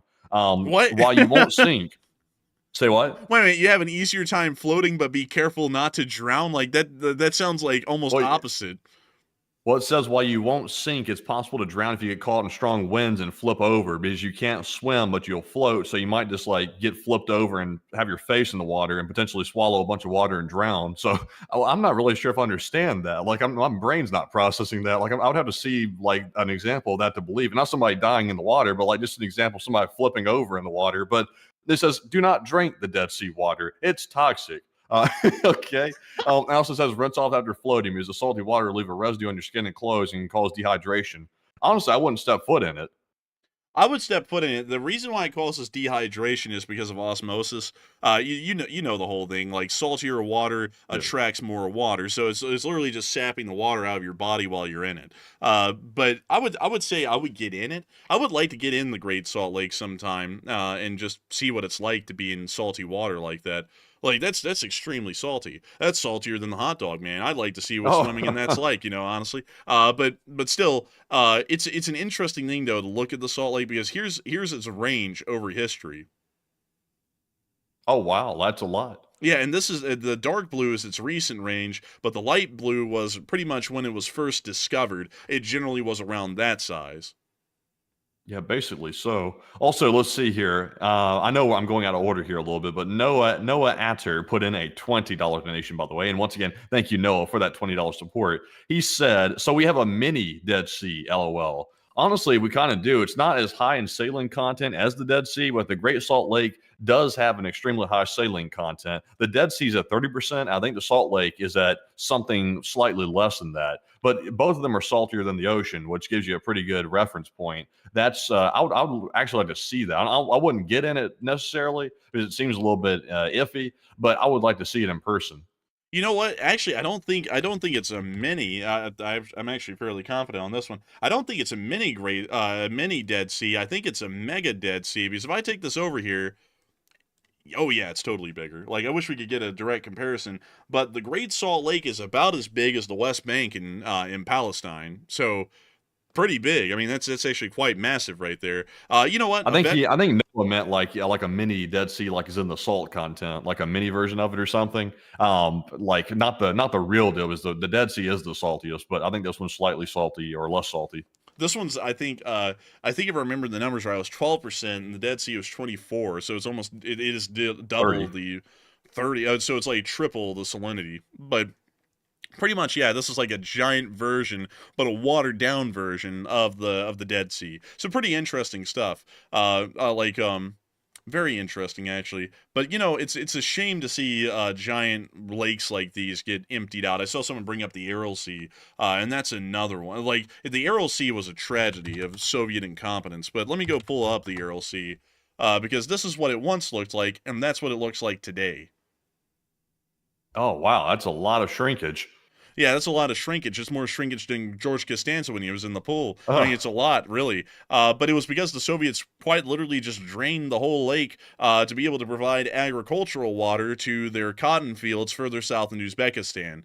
So that's why the whole thing's gone for the large part now. They're trying to recover it, but it's pretty much lost at this point. It'll probably never return. And there was also a giant lake similar to this in California that doesn't exist anymore. And if you look around, you can actually find where it existed, because the fields within that specific area, they take on a very special kind of a shape.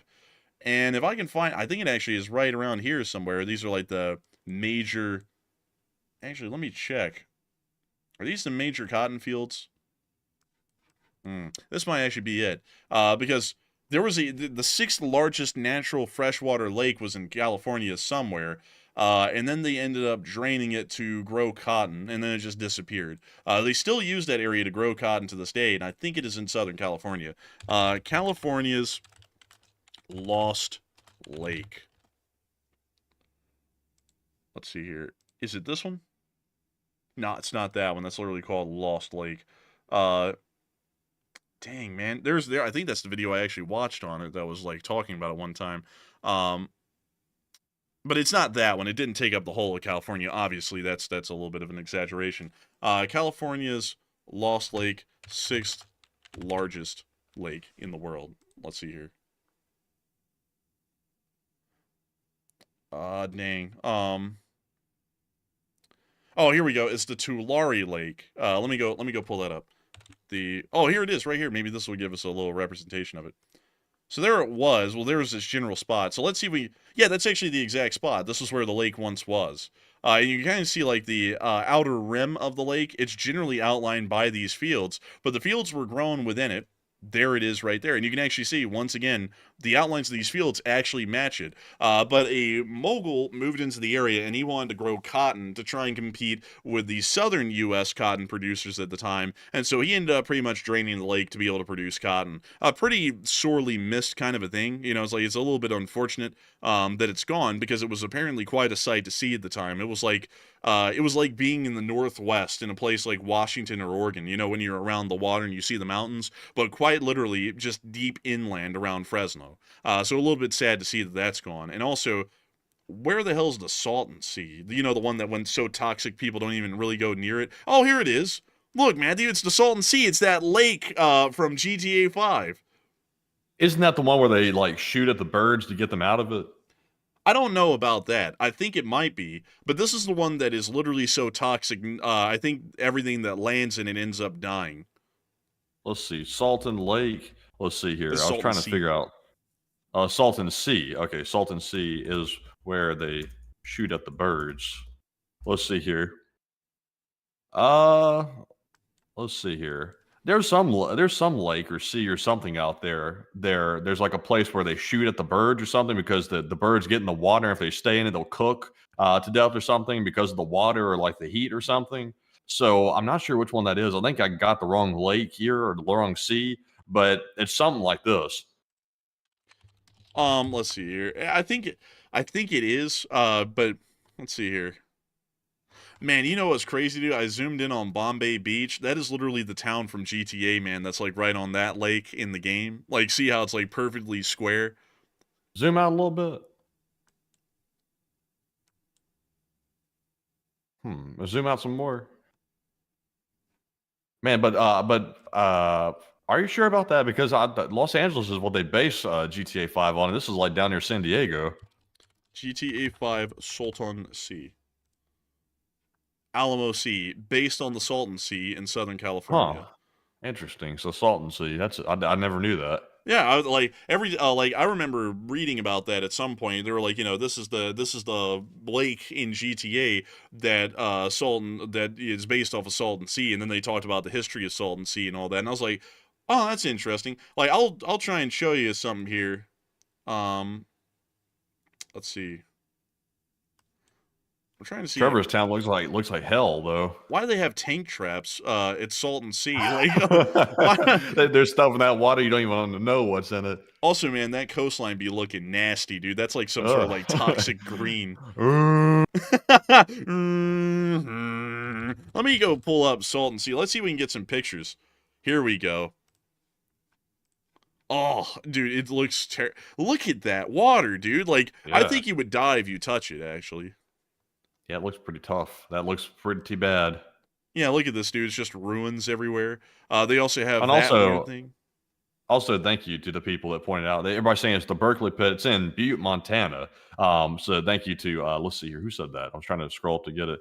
What the hell? They delete your message? No, it's Cora Baskerville, and also Maddie. He said it's in Montana. Thank y'all for that. I thought it was in California the whole time. I saw a video on YouTube showing that, and I thought it was in California. So apparently it's not. It's in Montana, and they shoot the birds out of the lake, or otherwise they'll cook to death, which they don't want the birds to cook, so they shoot around them to try to save their life. That's interesting. Butte, Montana, you say? Butte, Montana? Yes, Butte, Montana, and it's called. Let me get the name Oh, of it. I found it. The Berkeley Pit, right Oh here. yeah, there you go. Yeah, look at that. If the birds sit in it, they will die. Is it because it's toxic or it's just hot? I think it's because it's like, let's see, Berkeley Pit. Let me make sure I got the story right at this point because there's something here. It was a former open pit copper mine. It's now a toxic lake. It's got acidic water in it, so they're trying to clean it up. Let's see. Is that where they shoot at the damn birds? The birds. Let's see here. Yes, yeah, that is the one. A team of locals spends their day shooting at the birds, around the birds, not like actually like directly at the birds, to get them out of there because if they stay in it, apparently it's so acidic and toxic that it'll cook the bird like a nice duck dinner if they stay in the acidic water because it's so acidic, it's that bad. Wow, that's crazy.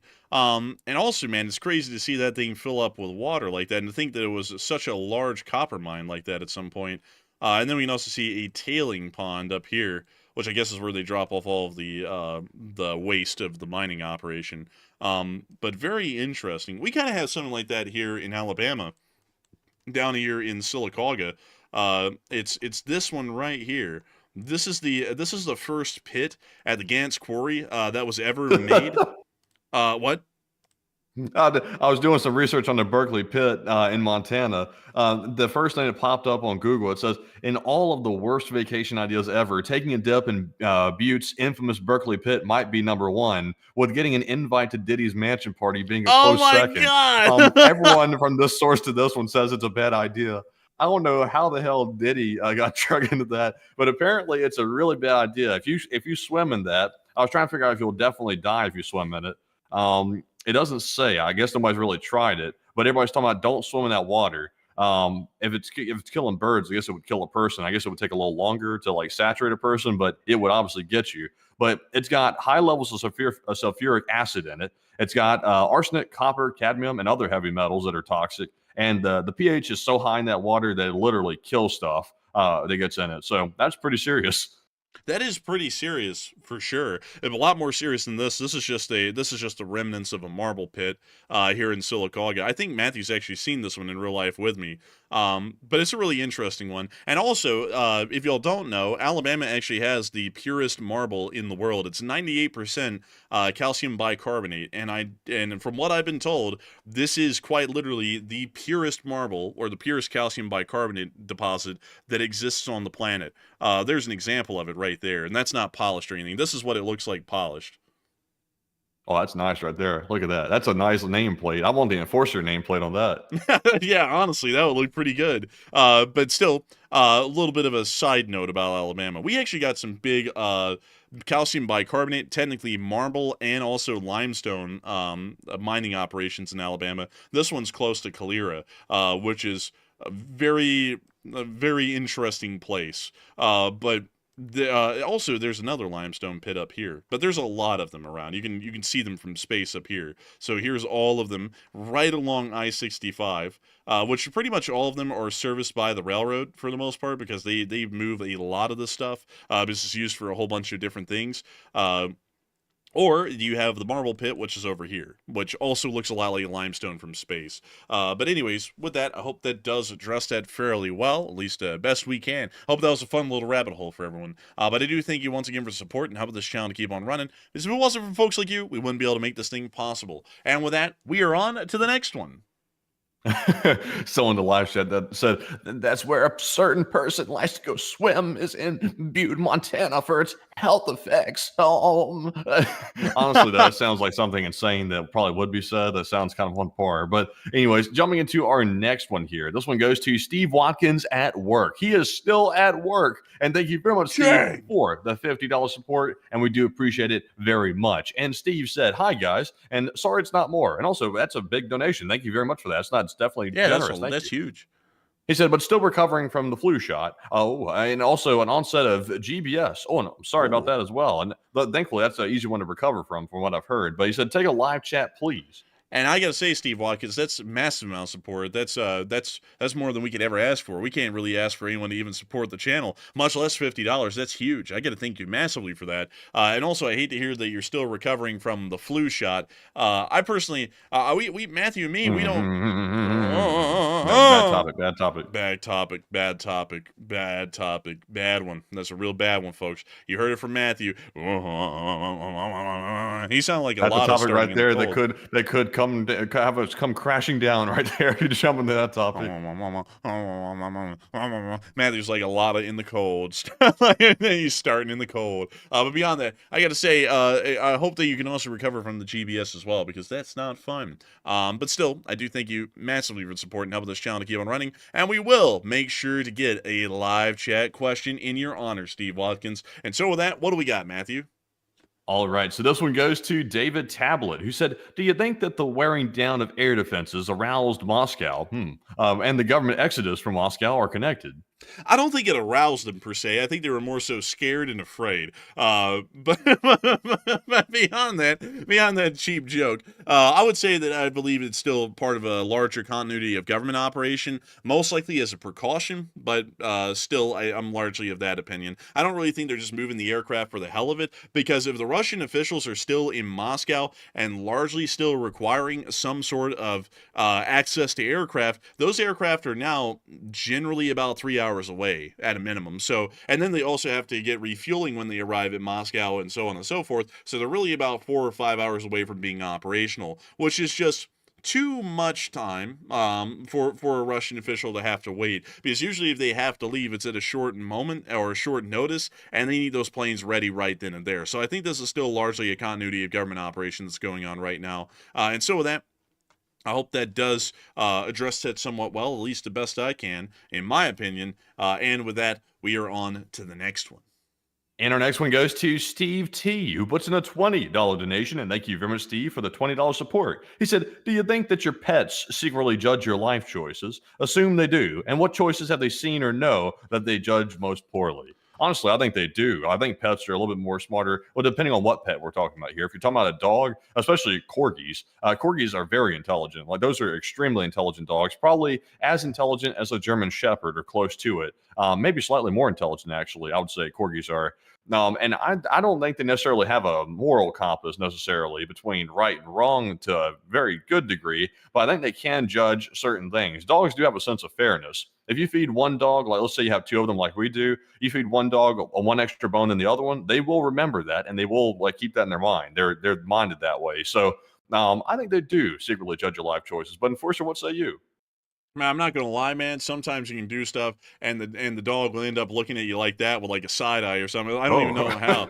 Yeah, dog's looking like that. Might need to be put down, bro. Bro, be giving you that chinless side eye. Well, what kind of head structure was that, anyways? I don't even know, man. Dude looks like an alien.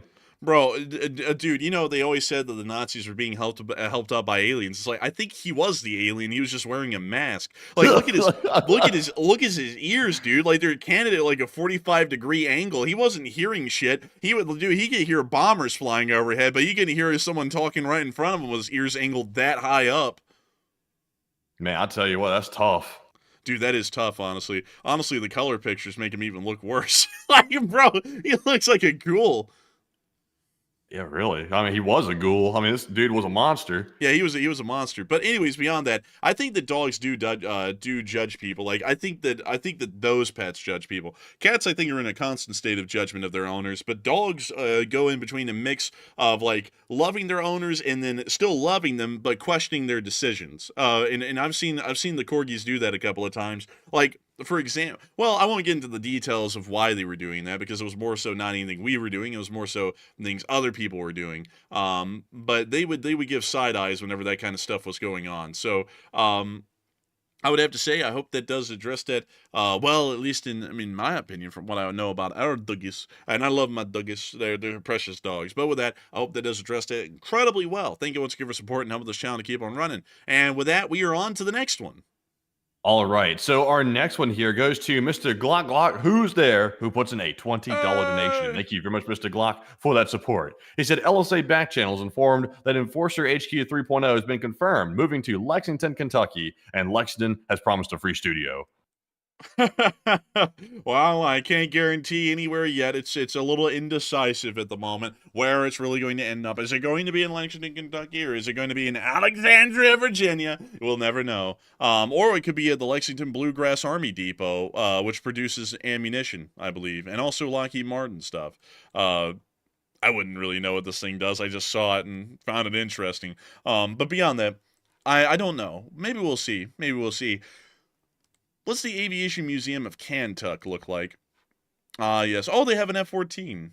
That's nice. I like that. And a Cobra. They also have this taxidermied bald eagle. I thought that was illegal.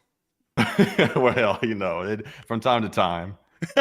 From time to time. They also have this T-38 Talon, this Phantom, this PT-17 Stearman, whatever that is.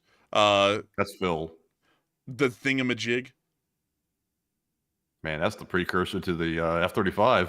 Look, they got the regional airport simulator where you get right in front of the turbofan Death and simulator. Then they turn it on. Yeah, like they got the staircase to heaven, literally right there in front of you. bro. This is that. Oh man. I don't even know what kind of jokes I can make about that. That would remain above board. But we can see a Kiowa right here, a pretty derelict one, it seems. Quinoa. No, Kiowa, please. Thank you. But beyond that, we also have a Piper in silver. Let's see. We got the rest of the death simulator right here. This is the back end of it. Let's see here. Oh, there's the back end of the Cobra. That looks like everything that they had, but they were dragging that F4 out, and it honestly looked pretty goated in that picture. Honestly, it really did. Honestly, it really did, but this museum isn't really big. Is that like the exhibit for the Wright brothers? Bro, why is he standing so weird? Why did they get the mannequin standing like he's about to like assault you or something? Like he's honestly, that looks like me while I'm dealing with a bot in the comments and I'm like on the verge of like losing it, but I'm trying to hold it together. That's me. Bro, when the customer is cussing you out, but you got 30 minutes left until the end of your shift, you just stand looking at him like that. Oh, when you're about to go on a customer on the customer. Man, we're about to put the cussing customer here in a second. But let's see. What is the Wild Turkey Distillery Visitor Center? Wow. That's a distillery center. I should have known. Is that a commie block? It could be. It could be a commie block or a back room. This is the distillery building. That's the inside of it. We were stupid. I asked a stupid question. But let's see. Why are there... Oh, yeah, I forgot. This is like where most of the liquor comes from. But you know what's interesting is that a lot of the liquor is produced here in Kentucky, but the people who drink it the most are from Wisconsin. Like, have y'all ever looked at the, like, map of alcoholism in the U.S.? Like, it's, like, all in Wisconsin. Let me go pull that up. Alcoholism by county. Oh, look at that. Dude, literally all of Wisconsin is like darkened out. It's literally maxed out in every county. Man, Wisconsin. Wow, Utah. Oh, wait, that's right. The Mormons, they don't drink alcohol. That's why Utah is like a dry state, basically. There's like hardly any alcohol consumption there. It's kind of surprising that Alabama has low alcohol consumption. That's kind of like shocking, really. What makes these people so damn mad here? I don't know. Drinking? I don't know, man. And honestly, man, it's like I don't believe that because when you go into anyone's house here in Birmingham, like when we were looking at moving up here, well, our parents were looking at moving up here way back in the day, and they were going through houses. Like they looked at like houses for like 5 straight years, and every time we go in, everyone had like a liquor cabinet the size of Methuselah. So it's like how the hell is no one drinking? I mean, they got enough liquor around here to grease up a tank in every house. It's like how in the world are they not drinking? But what's interesting though is that Wisconsin, like, look at this. Kentucky doesn't really drink, except for that area around Lexington. They're the only people who actually drink in Kentucky. So it's kind of like made for them, by them sort of a deal. But everyone else doesn't. The Mormons don't drink at all. And oddly enough, look at this, man. The areas where Amish country would be, they actually drink more, at least, according to this, than the people in West Virginia. That is crazy. That's just wild to me. Also, it's like, what do they define as excessive drinking by county? It's like excessive in like what regard? Like, are we talking like a bottle a day, or like what's excessive? I think it's to the point that you're inebriated like 24/7, like a career Well, I alcoholic kind of a mean, thing. depends on the person. I mean, some people can handle a lot, and they don't get really messed up that bad. But I don't really know. Man, honestly, man, this if this was a map of Russia, the whole thing would be dark blue. Oh yeah, there's no need for a map there. It's just like there'd be no variation at all. Let's see if we can get that. Holy smokes. That's alcoholism. Yeah, but that's still quite high. Look, dude, the low end is 50 to 100 alcoholics per 100,000 people. That's a lot. Like that's probably what they spend most of their budget on is like vodka. I think so, yeah, like that's pretty freaking high. Um I guess this is like the alcoholism by country, and Russia's just dark red. they're just dark red. There's no like. Interestingly enough, like this is interesting, folks, because I actually watched travel videos of people traveling around Central Africa, and they were always talking about this like banana liquor that was made because bananas are a fairly common agricultural product in Central Africa, and it's pretty easy to ferment them into an alcoholic beverage. And this guy was traveling around these videos everywhere you go, like everyone had this just it was an insane amount of supply of the stuff. It was literally like a penny for like a jug of the stuff. And for some reason the alcoholism rates are low there. I was thinking from that video it actually would be as high there as everywhere else at least. But apparently not. But still, dude, South Korea be getting sloshed. Like they're the only country in East Asia that is not Russia that's like a shade darker than orange. Have you seen the Japanese salarymen, like after a day's work? Like they just go out there on the street. They literally go get alcohol from the store. They'll walk out in the street, they'll drink it, chug it, slam it, whatever you want to call it, shotgun it, and then they'll just literally lay out in the street and just pass out from being so drunk. Like that, and they'll be in suits. Like it's the crazy part, straight off a corporate job. Yeah, I saw that. Yeah, but like honestly, man, Japan is brutal, man. Japan is so freaking brutal. They actually live there. But one thing that I heard actually is that apparently Japanese people, to pretty much shame someone for doing that, if they like pass out in the street drunk like that, or they're just so drunk that they can't even really comprehend where they are, Japanese people will start placing water bottles, like full cold water bottles around them to shame them. Because it's kind of like, their message of like, hey, sober up. And by the way, everyone's seeing you drunk like an animal. So, get it together. That's pretty much the way they send the message to those folks. And I was like, that's a really interesting way of sending the message. Like, it's interesting to me, man, that Japan shames people by showing that they care for them by dropping them off a bottle of water while they're drunk as hell in the middle of a street. And also, it's kind of crazy that you can be publicly intoxicated in Japan and there's not really that much of an issue with it.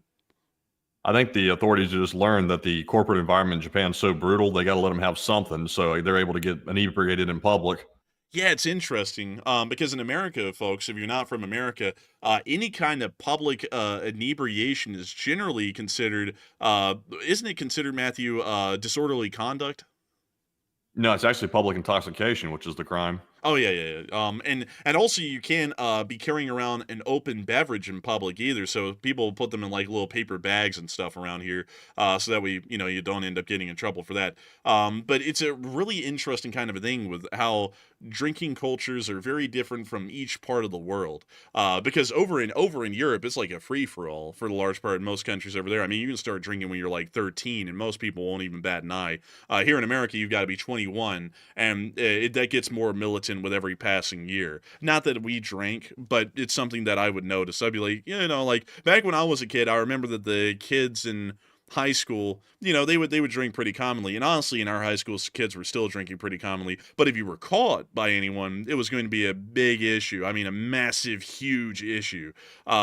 But, once they turn 21, there's no problem. But that's also wild, when you think about it, man. It's like the government says that at 18 years old, you are old enough to fight and die for the country, but you're not old enough to have a drink of beer until you're 21.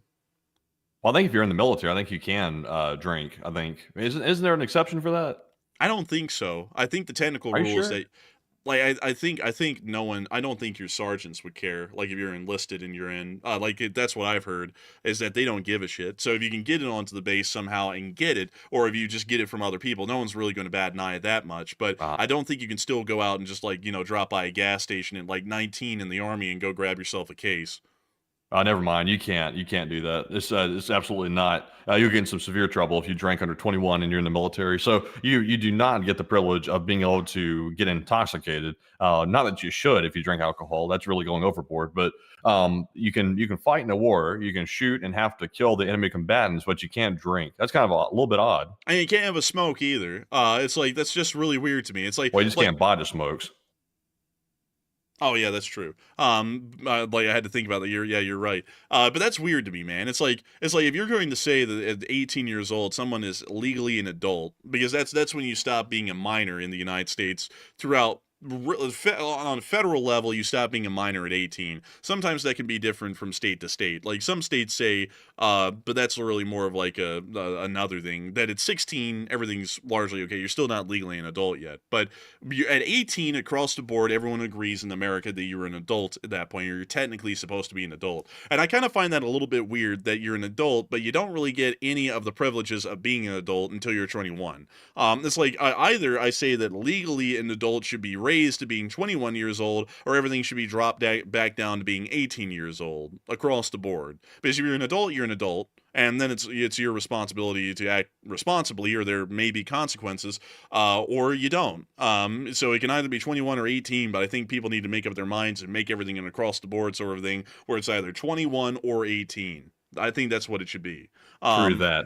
I would actually try, like, just out of curiosity. There's two alcohols out there, because I'm not an alcohol drinking person, but I would try these out of curiosity. The James Gin, I would try out of curiosity, or Maltai, I would try out of curiosity, just because they're so unique and so out there. Just to see what they tasted like one time, I would try it. I would actually do like a video for that, like to test it out, to like get the taste of it, like a taste test video, and actually like unbottling it and stuff like that. That would be pretty cool. I saw Little Bear say, "Can we make donations for the Maltai?" I don't even know where to buy this stuff. I don't know anything about it. And also, if we did that, it would just be a video project that we just did on our own. So I don't know. Where do you even get that? Can you buy that in the United States, or is there a problem with buying that? I think you actually can buy it inside the. Actually, let's see here. Holy smokes! I don't think you want to buy it. It's really Why? expensive. What's wrong with it? It's like $500 for like a little bottle of it. 500 for like a bottle?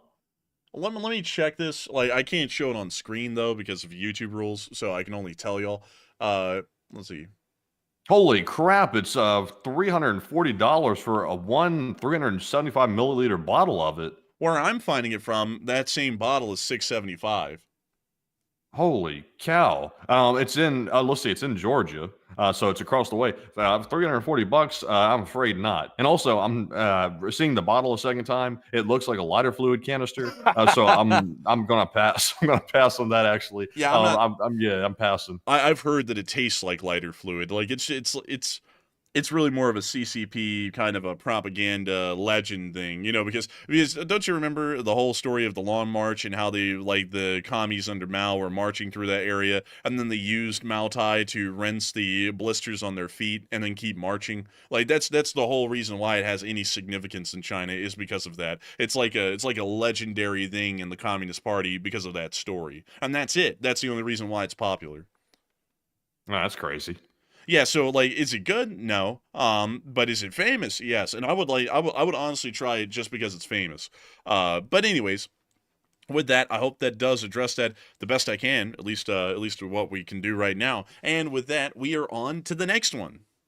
All right, and our next one here goes to Mr. Biscuit, who puts in a $20 donation. And thank you very much, Mr. Biscuit, as well, for that $20 support. And they said, LSA forever, and please take one from the chat. Hey, and LSA forever, and thank you for the massive support and help this channel to keep on running, and we will make sure to get one from the chat. So what do we got, Matthew? And this one goes to Rick, who said, how far will Russia be set back with these massive leaks? I believe that the Russians will not necessarily be set back, but their security of their nuclear facilities has most likely been compromised to every degree, and I think they publicly know that at this point. It's not something that they can be blissfully ignorant of. It's now quite clear. So they will probably have to start rebuilding a lot of these nuclear facilities in different areas with completely different layouts as well. So if that's what's going to really set them back on, is that their security of their nuclear facilities at this point, because of the leak, has been compromised. And so with that, I hope that does address it the best I can, at least in my opinion. And I think it once again for sponsoring a live chat and helping this channel to keep on running. And with that, we are on to the next one. All right. And our next one goes to Gary Toes, who puts in a 14. And thank you very much, Gary, as well, for that support. And he said, LSA rules. And the LSA does rule. The LSA is an amazing community of people who are pro-American and pro-Western to every degree. And I got to thank y'all massively for enjoying this channel and supporting it, because the people who are a part of the Lee Spring Army help us to continue to say, long live the Lee Spring Army, and the Lee Spring Army will never die. And so with that, a big thanks to you once again, and we are on to the next one. And this one goes to Pagetto 666, who puts in a 14. And thank you very much, Pagetto, as well, for that support. And he said, hi, guys. It's a great news night. Lavrov announced to return to Turkey before or after the news about the leaked documents, ? I believe that he will probably not be going to Turkey. He didn't go to Turkey the first time. I'm doubting that he'll go the second time. If he does, I'll be shocked. But I'm just generally thinking, regardless of the classified documents leak, he was never really going to show up, even to the second round of talks. And so with that, a big thanks to you once again. I hope that does address that well. And with that, we are on to the next one. And this one's going to go to Con LSA once again, who throws in the second support of the night. And thank you very much, Con, for that second support. And they put in a 10 and said it would be such irony if it was Edward Snowden who betrayed the Russians. Ha ha ha. And that would be hilarious. Wouldn't that be crazy? I don't think he did, because if he becomes an enemy of the Russians, he's got nowhere else to go. So he probably is playing his cards really carefully. But wouldn't that be funny if he did? That would be hilarious, honestly. But I do thank you for the support and helping this channel to keep on running, because if it wasn't for folks like you, we wouldn't be able to make this thing possible. So a big thanks to you once again, and we are on to the next one. All right, and our next one here is going to go to John Combest, who puts in a 10, and a huge shout out to John, and also a huge shout out to Ziggy Deloy, who put in a 10 as well. And we appreciate the both of you, John and Ziggy, for that support. And Enforcer, what say you? I gotta thank a lot of y'all for the support and helping this channel to keep it running, because while y'all didn't throw in comments, the support was absolutely incredible. And I got to thank you all so much once again, because if it wasn't for folks like you, we wouldn't be able to keep this channel running and make this thing possible. And so a big thanks to you all once again, and we are on to the next one. And our next one goes to Shaggy Trip, and Shaggy puts in a 10. And thank you very much, Shaggy, for that $10 support. He said, how long realistically can Russia keep up this war effort with economy tanking military equipment, not sustainable to the losses, and the fact wanting to start new war fronts? I would say the Russian Federation may be able to only economically last in the conflict for another 2 years at a maximum before they start running into critical issues. They are already running into a lot of critical issues, but the critical issues I speak of coming around in 2 years would be quite literal roadblocks of lacks of funds in pretty much every single civil sector, and that would also start to reflect in the government, because their tax revenue will be dropping to a non-existent level at that point. So I hope that addresses that well, in my opinion. I thank you once again for support and helping this channel to keep running. And with that, we are on to the next one. And we've also got a 15 Australian support from none other than Duncan VR. And thank you very much, Duncan, for that 15 Canadian, or Australian, actually, not Canadian. I'm sorry. And Duncan said, Baba Moo, oh man, I'm always the victim. Oh man, I got a new job flipping burgers. Oh man, meow, I lost my channel. Oh man. Marvin said, hello, governor. Oink, oink, quack, meow, Baba, oh man. I gotta thank you for the support, Duncan VR. I gotta thank you for helping this channel to keep it running and throwing in the animal noises. You always throw them in, and we love to see them. And I gotta say, aw man, I tried to return to streaming, but I only got 2,000 views. Aw man, he's scared to confront us now and put another hit piece out because he knows it won't do him good. Aw, man. Honestly, I kind of miss the hit pieces, man. I got kind of used to them. It was almost like it's like free entertainment. And now they're just not made anymore. It's a really sad thing. Because I mean, you know, while he may have given up on us, I'm still gonna clown on that guy for the rest of his life. We'll be here 30 years later, and I'll still be making hot dog man jokes. People won't even know who the hell he was, but he'll know. But beyond that, I thank you for the support and helping this channel keep on running. Because if it wasn't for folks like you, we would have never been able to make this thing possible, and aw, man, we wouldn't have been able to outlive the hot dog man. Aw, man. But with that, we are on to the next one. And this one goes to Joe Little. And Joe puts in a 10. And thank you very much, Joe, for that support. He said, fun fact, President Clinton lost his nuclear launch codes. He did? I don't know if I buy that because the launch codes aren't really handled by Clinton, I don't think himself. And also, they have to have the Marine. I think the Marine might have misplaced them for a brief second, or maybe the Marine was left behind. And it's technically not losing the launch codes. It was just the Marine was left behind temporarily. I think that's the story. Interesting. I've never actually heard that before, but that's very interesting to hear. But I do thank you for the support in sharing that little factoid with me, because I will now remember that and repeat it again eventually at some point, maybe correctly or incorrectly. But nevertheless, thank you so much once again. I hope that does address that well. And with that, we are on to the next one. And our next one here goes to Bob Anon, who puts in a 15. And thank you very much, Bob, as well, for that $15 support. He said, do you think an intelligence service leaked the Russia docs to let the Russian elite know they aren't safe in their bunkers? And should the nukes start flying to put pressure on Putin? I don't think nukes should ever start flying to put pressure on anyone. That's pretty much the end of pressure. That is quite literally death. So I would say no. But I would say that the intelligence may have been leaked to let the Russians know that their nuclear weaponry isn't safe, and we know everything about their facilities. But I would say that we should definitely not have nukes flying to start ramping up the pressure. That would be that's not ramping up the pressure. That's literally the top of the escalatory scale. There's no further to go from there. So if they you have to kind of work your way up to that. So I would say no. But I do thank you for support and helping this channel to keep on running, Bob and on, and being an old guard and a channel legend. And with that, it is time for us to move on into the next one. And the next one goes to Alan Gwinner. And Alan puts in a 10. And thank you very much, Alan, as well, for that support. He said, Slav Ukraine. I listen to every day compared to the mainstream and other than mainstream. And you get to the meat of the matter. And keep it up, y'all. And I gotta thank you so much for the support and helping this channel to keep on running, because if it wasn't for folks like you, we would have never been able to make this thing possible, and we wouldn't have been able to keep it rolling for all of this time. And it's been quite some time indeed. It's been many a years, and I gotta thank you greatly for being a part of that and making sure that the Lee Spring Army will never truly die. And so a massive thanks to you so much once again, and we are on to the next one. And our next one goes to Wantan88888, who puts in a 10. And thank you very much, Wantan, for that support. They said, always here, sometimes quiet, and keep the meme alive, and LSA. Hey, we will keep that meme alive, my boy. We will. And I got to thank you for the support, Wantan, and helping this channel to keep on rolling, because you're making it possible for us every day. Making the dream alive.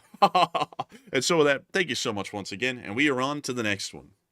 And our next ones go to Michael Mervahill and also Carefree Fantasy, who each puts in a 10, and it did not leave comments. But thank you, Michael and Carefree, for that $10 support and also helping keep the channel running. But Enforcer, say you. And thank you, Michael and K3, for the support and helping this channel to keep running, because y'all are making this channel possible. Y'all didn't throw in comments, but we are greatly appreciative of y'all's support, because it makes this thing a reality. So big thanks to y'all once again, and we are on to the next one. Our next one goes to Mark Dixon, who puts in a 10. He said, I'm thinking there's going to be a coup in Russia within 6 months. And what do y'all think? I think the Russian people have been beat down so much, and so far the economic situation hasn't gotten that bad that a coup is going to be coming. Because we used to say that a coup was coming around the mountain when she comes every day for years now, and I've generally gotten to the point that I think it would take mountains being moved to actually get a coup going in Russia at this point, at least in my opinion. It seems like you got that locked down pretty tight for now, at least. But still, I hope that does address that the best I can. I think it wants to give her support and help this channel to keep on running. And with that, we are on to the next one. And the next one goes to Adam McLean, who puts in a 10. And huge shout to Adam as well for that $10 support. He said, is it possible that Russian military contractors leaked the recent data intentionally in order to neuter Putin? Because they are they're sick and tired of Vladimir Putin. Well, if they were sick and tired of him, they're killing off their business pretty quick, because their business relies on him being a lunatic for the large part, at least over the past 20 years, 25 years, really.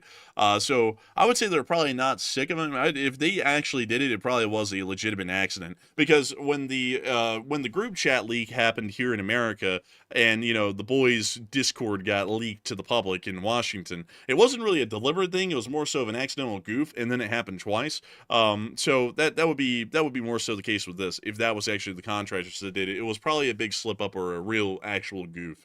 And so with that, I thank you for the support and helping this channel to keep on running. I hope that does address that well. And with that, we are on to the next one. All right, and our next one here goes to United Kempo Martial Arts Academy, who puts in a 10 Australian, and thank you very much for that support. They said, what are the best outcome for the Russian league today, and what would be the new information to U.S. intelligence? And big fan from Australia, and LSA. And LSA, and thank you for the support. The big things to take away from the leak today is that all Russian security systems at these facilities have pretty much been compromised, meaning in the best case scenario, Russia is going to have to race to build tens of billions of dollars, maybe even hundreds of billions of dollars of new nuclear weapons facilities throughout the country to replace the ones that just had their security compromised. And also, Mandy, what was the second part of that question? The second part, it was saying, what would be new information to U.S. intelligence? We don't really know what they have access to know what would be new and old, but if I had to take a guess, probably some of the more in-depth sorts of things about the facilities, such as the kind of stuff, the habits and activities the people inside of them are doing, that's probably maybe new to them, beyond just the technical information of the facility. But once again, it could all be new or none of it could be new. We don't really know enough about CIA intelligence to get into that in detail because we don't really work for the CIA like that. We just kind of like support the United States for free. And the CIA doesn't pay us a cent. We're still waiting for our paycheck. But beyond that, I thank you for the support and helping this channel to keep on running. And with that, we are on to the next one. And our next one goes to Wantan, 888, no, quadruple eight, once again, who puts in a 10. And they said, trying again, give us a review of C.W. McCall's song, The Silverton. I thank you for the support. It was a song that I sadly was not able to listen to last night because Matthew and me got busy on Call of Duty, which we were competitively playing. So unfortunately, I did not get to hear it. But I do thank you for the support and helping this channel to keep on running. And eventually, I will get around to listening to it. But I'd also say, thank you so much for the support, but if you want me to review that song, please do not throw in another super chat every day because I can tell you it's probably going to be a while before I can actually get around to it, probably days. And I don't want you to be throwing in $10 every night hoping that I finally got to it because I can promise you it's going to be a little bit of a while, and I don't want you to be throwing in money you don't need to be throwing in if you don't want to, hopefully expecting that I finally listen to it because I don't know when that actually will be. But I do thank you for the support and helping this channel to keep on running, and I hope that does address that well. And with that, we are on to the next one. And this one goes to Aussie Dave, who puts in a 20 Australian. And thank you very much, Aussie Dave, for that support. It's better to be Aussie Dave than Dodgy Dave. But Aussie Dave said, pick a question from the comments. And great job, Enforcers and LSA, mate. And thank you for the support, mate. And thank you for being a member of the Lee Spring Army and continuing to support this channel and helping it to keep running, Aussie Dave. You've been around for an incredibly long time, and we appreciate that greatly. And we thank you massively for your continued support to this channel and helping us to continue to support American and Western interests around the world and cover the events of the entirety of the world every 24 hours. But we will make sure to get a live chat in your on the other. And so, with that, Matthew, what do we have? And this one goes to AF Kaplan from the live chat. He said, how many people do you think will be disappeared over the Russian intel breach? Probably a couple. I mean, I would at least assume a few dozen, probably. I would take a good guess at, but we'll never know particularly. But beyond that, I do thank you for the support and helping this channel to keep it running, sponsoring the live chat question, Aussie Dave. And with that, it's time for us to move on into the next one. And we have a $10 support from LJ Gitis, who said, on the southeast side of Great Salt Lake is Farmington Bay. In the 80s, an iceberg formed in the bay. Then as the water raised, it floated out around the islands to Willard and took out the power lines. What? Damn, that's the same one that got the Titanic, wasn't it? Well, let's see. Salt Lake iceberg. I want to pull this thing up. How's an iceberg starting at Salt Lake? Doesn't that like inhibit ice creation? Dude, there's some sort of a drive in there called an iceberg.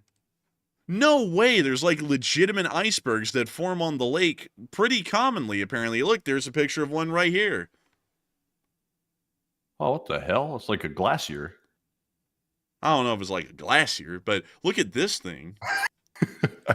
Oh, a thick. Look at that. That's thick. You know what's interesting is they don't have alcohol out here, obviously. So the Mormons replaced it by coming up with these ice cream shacks, and they're really big into like really like cool ice cream stuff like that. So you'll find these places out there, but you won't find anywhere it's like a bar. You'll find ice cream parlors, but no bar. That looks really good, actually. I'm not gonna lie. That does look pretty good, man. I like honestly, it wouldn't matter to us because we don't really drink ever, if at all. So. Like, honestly, this would be fine with me. I mean, I'm a big sucker for sweets like ice cream and stuff like that. I think they're pretty good. What do you mean I can't have my vanilla, Jack? What? Oh! That's the iceberg. Thick, thick, thick. Man. man, this ice cream must be from Iraq. The way they bag that ass up, gotta have them ribs. But anyways, we're not gonna finish that one. But still, thank you for the support and sharing that. That's actually a really cool story to hear that an iceberg formed on the Great Salt Lake. But still, with that, hope that is addressed the best we can, and we are on to the next one. And up next, we have a support from Jimmy John Benston, who puts in a 449 DKK, also known as a Danish kroner, and that equals 67 USD. And thank you very much, Jimmy, for the generous support. One of the largest ones, actually the largest one of the night. We do appreciate that very much. I don't see any comment attached, so we have nothing to address, sadly, but thank you very much for supporting the channel. And Enforcer, what say you? Jimmy! I gotta thank you for the support. All the way from Denmark, using that Danish kroner. I gotta tell you, the kronas, they're pretty cool. I actually think they're pretty neat. But beyond that, I gotta thank you massively for the support, Jimmy! And I gotta thank you for helping this channel to keep on running, because you're helping this thing to be a reality. You didn't throw in a comment, but we are massively appreciative, and thank you greatly once again. And really quickly, just to make sure that we get a little bit extra, let's go look at Urals. I don't know how to pronounce this. Let's take a look. Canal, very nice canal. Restaurants, very nice restaurants. We like to see. They have a final sale going on down there at Magasin. Look at that. And the water is nice and green, the way we like it. It's green like money. Oh, look. Some thing. Nice. We also have a church. Very nice. Look at that. Traditional Danish buildings. It's a very nice place. Look at that. Just wonderful. I like it. I really do like it. It's pretty neat. You gotta really admire the Danes. Man, you know, I always heard people calling women walking around Danes. I don't think they were from Denmark. That's though. a Dane. Oh, like, whoopsie! Like that was a terrible joke. Then, anyways, with that, after a Bushism, we are going to be moving on to the next one. But a big thanks to you once again for the support, Jimmy, and helping this channel to keep on running. All right, so we do have a poll running right now, a very interesting poll, a very poll of intrigue. Should Matt make a taste test of one of these? I didn't specify what these were, but that was a mistake on my part. But 34% said real Russian vodka, for whatever that means. 22% said James-made gin. 21% said Chinese Maltai, and 23% said other or gift suggestion. And honestly, I would say I'm not really drinking them for for the alcohol content. I know some people are like, oh yeah, I'm drinking to get like snockered or something like that. I'll just be drinking it just to try it, and then I'll put it on my counter for like a decoration. So if out of all these, I'm not paying $400 for some Maltai, whatever that is, in that little janky bottle like that. I'm not doing that. So that's just sadly out, unless somehow I just happened to come across it one day and just was able to try it. The James May gin, I don't know, they don't sell that in Alabama, I found out. So I said I can't really try that either until I got to a state that actually sells it. Real Russian vodka, I'm not even sure if we have that in the United States anymore. I'm not sure if that's even allowed. So I think all my taste test suggestions I just ruled out on my own accord, which makes no sense, but I ran the poll anyway. But unfortunately, what say you? I don't really know how to comment on this one, honestly. This is like, I really don't know. But you know something that I find stupid, folks? I gotta make a little bit of a stance on this one. Isn't it kind of stupid that Alabama is all about, like, I just want to say this really quickly because this is dumb to me. We're all for gun rights here. You have constitutional carry. We have, like, no restrictions beyond the federal restrictions on firearm ownership here in Alabama and how you can use them and all that. But then we have restrictions on what kind of liquors you can buy and from where. Like, that's, like, just stupid to me. It's like, so Alabama is the land of the free and the home of the brave on guns, but then we're wusses on alcohol. It's like, what kind of a sense does this make? Oh, no. They're not wusses on alcohol. It's just they want to control the alcohol, because you can't have, like, for example, if someone's selling, like, let's say James Gin, for an example, someone's selling that in California, you try to order it on the internet and have it shipped to Alabama, that's a crime. Like, you can't do that. You have to have an importer's license to get it shipped to, like, an ABC beverage store, and then they can send it to your house and deliver it to you. But you can't do it any other way, or otherwise it's a crime. That's just dumb, though. That is dumb. Like, that's just goofy. Like, you know, we're all in Alabama. Like, okay, like I'm not getting political here. I'm just pointing out the hypocrisy of this because I find this a little stupid. We're all for making sure that we have the freedom of being an American, and then we sit there and we do some stupid jank rigmarole with the alcohol. It's like, but then when guns are gung ho, why not have both of them gung ho? I mean, if you're gonna go gung ho in one way, why not all of them? Like, it makes no sense to me. It just doesn't. It doesn't at all. Like at all, in my opinion. They just want their cut. That's all. It's all about money on that one. It's not really about necessarily just trying to control it just for the hell of it. They just want their cut. Also, Matthew, are silencers now legal? Is that like legit from Huh? India? Indiana just said silencers are now legal. I don't know if that's a new thing that just No, happened. no, unless the NFA has been abolished and silencers, you still got to go through a lengthy process. I think they're trying to pass a bill to undo that, but it's not done yet. I think it's just like in the House or something. It's like some sort of a noise ordinance thing to make gunshots quieter. That's actually a thing that's a real deal in Britain. It's by law that you generally have to get a suppressor for most of your hunting rifles because of noise restrictions in most places in the UK. So you can pick them up at hardware stores over there. Here in America, you have to go through a pretty advanced process of getting a tax stamp and getting approved and all that, and then paying a $200 tax stamp to be able to own one. But anyways, with that, I hope that does address that somewhat well, at least in my opinion. And with that, it's time for us to move on to the next one, because I believe I know who it is, Matthew, and I think it's the official chef of the LSA. It is. And also, by the way, like for the people saying don't touch alcohol, I've never like actually drank alcohol. Like seriously, I've tried vodka, I've tried beer. And outside of that, I don't think I've actually tried any other ones actually outside of that. So that's the only two I've ever tried. I never had the desire to start drinking it like on a regular basis. Also, I have tried wine. Like that's the only thing I think I've actually drank, and I drank that only on Amtrak because they had it.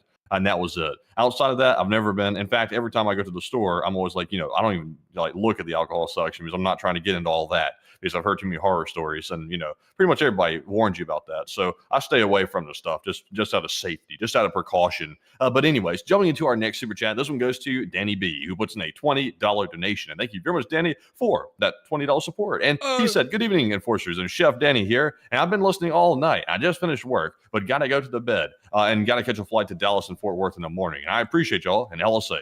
And have a good flight to Dallas and Fort Worth in the morning. And I hope that you have a great night's sleep and a great flight there. And I hope that you have a great time in the Dallas-Fort Worth area. It's a big place, a big city, that's for sure. And I got to thank you so much for being here with us tonight and enjoying the stream so far. And also, I got to say, I hope you had a great day at work, Danny B. Because a great day at work is a good day at work. Everyone knows that without a doubt. And so with that, thank you so much once again for support and helping this channel to keep on running. And I hope that addressed that the best we can, from the enforcer and enforcer Matt to the chef of the LSA. And with that, we are on to the next one. Also, by the way, someone said, don't even drink it if it's free, meaning the alcohol. Honestly, if it's free, that's the only time I will drink it because I just can't really like resist something that's just like free. I'm like, oh, it came with the ticket price, then let me have that then. That's basically my mindset. I'm like, oh, if that came with it, let me like have that. So that's the only time I'll do it. And that's the only time I'm like, okay, I'll like splurge just one time and like drink a little bit. But I'm still not drinking it and going crazy or something like that. It's just like a little something, just a little taste of it. It's nothing crazy. So that's the only thing I do outside of that. And also, I don't tend to be the type person that's like, oh, I really like that wine. I got to go get like a gallon of it like tomorrow or something. I don't really think like that because I know the consequences that lead to it. So I know better than to jump into it. But anyways, jumping into our next one here. This one goes to Flapjack Municipa, who puts in a 10. And Flapjack said, can you guys check out F.E. Warren AFB? In my hometown, always loved driving by the dummy rockets on display at the entrance. Let's see. Warren AFB. In Wyoming. Oh, this is right outside of Cheyenne. And this is right outside of the Union Pacific Rail Yard. It's Cheyenne, which they've been neutering recently. Boo, I hate that. Really, anyways, moving on from that, though. Let's take a look. There are the missiles outside of Warren Air Force Base. There is a woman sitting in a Huey. Here is a woman standing in front of another Huey. Here is the same lady. Let's go look at the rockets, though. Let's go look at the rockets. Where are they? They are somewhere near a gate, I would assume. Oh, look, it's the ICBM and Heritage Museum. Oh, yeah, the ICBM Heritage. There's a lot of heritage. Oh, look at that. It looks like a shed, but in reality, it's a giant bunker of death and destruction. It's like, yeah, that's my heritage. But also, look at that. Look at Whoa, that. That's pretty cool. Look at that security forces Humvee out there. Man. Look at that. What is this, like a town or something? This is right outside of Cheyenne. Like, there's Cheyenne. Oh, wow. They just got, like, the National Guard, like, in the town. Like, honestly, like, future America. Man, honestly, man, it's kind of like the Wild West, man. They got, like, the army camp literally right outside of town. I just love the sight of military roaming the streets. I like it. Honestly, I think that we ought to I'm declare. joking. I'm I joking. think we ought to declare martial law and have them roll around everywhere all the time. I'm just kidding. I'm just kidding, by the way. People will take that seriously. Look at the state capital of Wyoming, though. Wow. Honestly, I mean, they say that they play chess, but that looks like a checkerboard to me. Is this stuff painted on? It's painted. Actually, I No. don't like that now. That's painted on. That's actually kind of tacky. I thought it was real, like carpentry work or like goldsmithing work or something. Nope, that's just painted on. So, okay. Well, it still looks cool, though. I will say that. That's a pretty cool looking Capitol building. Anyways, though, I do want to point out that Cheyenne, Wyoming is an interesting place. We never got to go through it, Matthew, but this is what Cheyenne, Wyoming looks like. What is that on the wall? Did you see that giant pronghorn over here on the wall right there? That's a pronghorn. That reminds me of that AI video that's going around showing that kangaroo, that very cute looking kangaroo trying to get on that plane. Like when I saw that, I was outraged. I was like, well, they didn't let the kangaroo on the plane. Then I was like, wait a minute, a kangaroo trying to get on the plane. And then I'm like, wait a minute, why does that thing look so cute? Like kangaroos don't look fluffy like that. They look kind of scruffy like in real life. And I was like, wait a minute, why are people like staring at the wrong direction? And then I realized this is an AI video, but it almost fooled me for like a solid minute. Yeah, honestly, man, that was a wild-looking video, man. I didn't know what to make of it at the first part. I was like, wait a minute, they let kangaroos through the airport now? That was, like, my first thought. I was like, what the hell? That seems like a health and safety violation. Those things are violent. And then I was like, and then finally someone said, oh, it's an AI thing. And I was like, oh. I was like, I don't know if I like that. I did not like that, actually, just being honest. Also, where is this? Oh, look, Matthew, it's the Steam shop where they work on their Steam. Like that one. And that's not even Steam. And the big boy. The big boy. Man, where's the 844? Should be in here somewhere in these pictures. Oh, look, there's the control tower for the yard. Oh, wow. It's like an air traffic control tower. Isn't that cool? Not really. What do you mean? It's not high enough. It's not nice enough. It's not no passion, no vision. No effing mindset. Oh man, it's not. It doesn't have to have that kind of a sight, man. Because it's just operating trains up and down the yard. But look at all of the tracks that they've been ripping up here. Because this whole inner area at one point actually was filled with a large amount of spurs and tracks, and it looks like they just keep ripping them up. So pretty much the main line is up here, and then the rest of the yard is all the way down here, right here. And there's nothing else really in between. That's actually kind of wild to see. A lot of rail yards recently have been getting neutered like that because there's really no traffic that needs them, at least enough traffic that needs them anymore. So they just are stripping them at this point. They're stripping them down to their bare basics, so that way they aren't just, having unnecessary expense on upkeeping multiple dozens of miles of rail that once made up a rail yard. So a little interesting and unfortunate with that. Also, look at this, man. They got another one of them big boys. This was kind of just rotting in the Wyoming sun over here, but really cool stuff. What's the State Museum have in it? Bro, the State Museum is looking like a nuclear fallout shelter. Bro, they got a wagon. Focus. The Yellowstone What National the Park. hell? Is that a horse or a dinosaur? That thing back there? Yeah. They call that thing Jeebus. Like, don't you dare desecrate Jeebus. They call that thing, that's like those herbivores from the Cretaceous era. Dude, that thing honestly doesn't look like it goes. That thing looks like it goes, something like that. It's like that thing looks scary. Lavrov's predecessors. Bro, and they also got taxidermy pronghorns. Honestly, one of my favorite deer in America. They look cool. I like those mule deer. The mule deer. Let's go look at them. Don't they look a lot like whitetails? Oh no, that's like the Where's those. My Effin' Mum deer. Yeah, I like those. Show a picture of the mule deer looking straight at the camera. There's got to be one. I like the snout on these mule deer. Like they seem like they're a lot more like sensible or something. There it is. There he is. Look at that. These things are like really like these things are like fatherly looking deer. There's another one. These are cute. These are really cute. But I still like them pronghorns because they're neat. Oh look, they got a triceratops.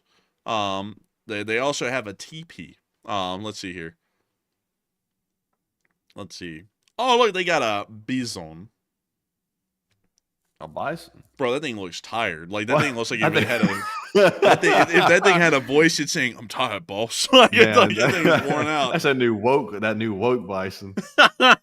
Bro, that's why I look like when I stub my toe on the stairs at night. Bro, what's a bear doing with its like wrist like that, bro? Like what the Slay Queen! Oh! yeah, for real. Honestly, man. That bear right there has got that paw. Bro, also, why is it as tall as a mountain? Like, look at those little guys up there, bro. They're fighting a freaking, like, a state. That thing's the size of Rhode Island right there, minimum. That bear has earned the right to do that paw wing. Bro, it's Godzilla bear. And then also, man, this falcon has seen some shit here. Like, this thing is traumatized. Well, never mind. I was gonna stop right there. Also, we have an older snowmobile. This thing was called the That's a ski horse. Ski. Man, Oh, they from Cheyenne County where the mountains are made of rocks. Man, ski horse. Oh, jeez. Another bison. man, that was the same bison. Bro, why is my control room dying every 5 minutes now? This is lame. Oh, look, dude. A Gatling gun. Yeah. Yeah. Man, Matty That's had a Hotchkiss cannons. Oh, shoot. Actually, it was. It's a correction there. It's not Gatling gun. It's a Hotchkiss cannon. Larger caliber, less rounds. But anyways.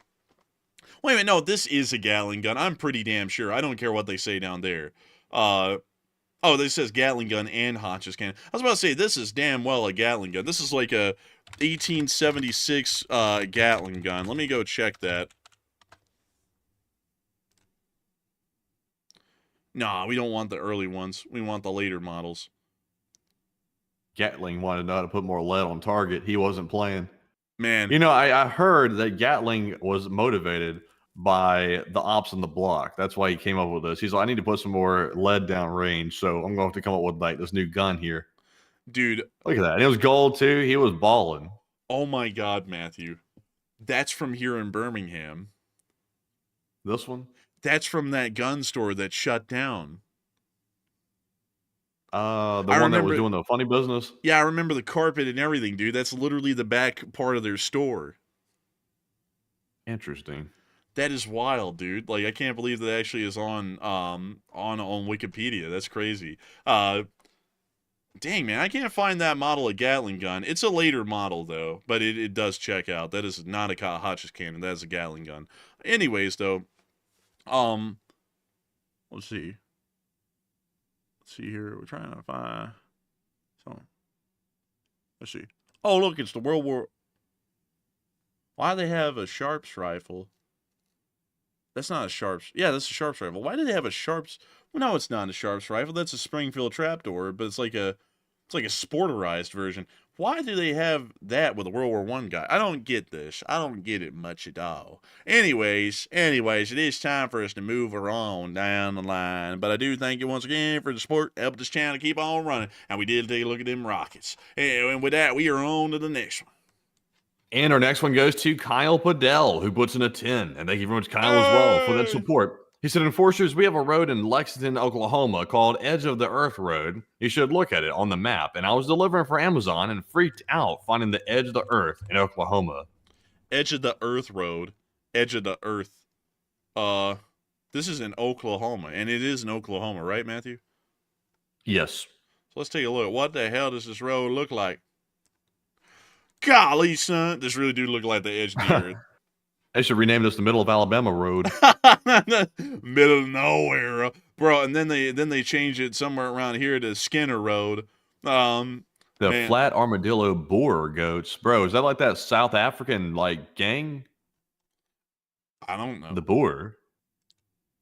What the hell is this? Let's see. We got video of him. No cap. Anyways, I just don't know. It's an interesting road, I will have to say. Why is the road so thin? This appears to be out of DOT spec with how thin these lanes are. Like, this fits maybe a half car on each lane. I think the grass is overgrown. I think it has, for sure, because look at this. It's much wider here. Yeah, that's weird. That's weird. But still, I thank you for the support and helping this channel to keep on running. I hope that does address that well. And they call this one the box. Box Road. There's no boxes on this road. They just named it that because they built different. Oh, geez, here. Let's see here. Why the hell would someone name their town Bowlegs? I guess they're just saying it how it is. You damnable bow-legged. It's just like, what the hell? But let's see here. And then they got Horntown. Wetumpka! No way! Look, there's the other one right there, Matthew. There's the Wetumpka in Oklahoma. Look at that. We'll see how theirs is looking. Oh, there's a abandoned movie theater like the our Wetumpka. Let's see here. Let's drop down on Main Street. Take a gander. Oh, hey, look. It kind of does look a little bit like our hometown Wetumpka. It's crazy. Kind of does a little bit, except ours didn't have that graffiti on the wall.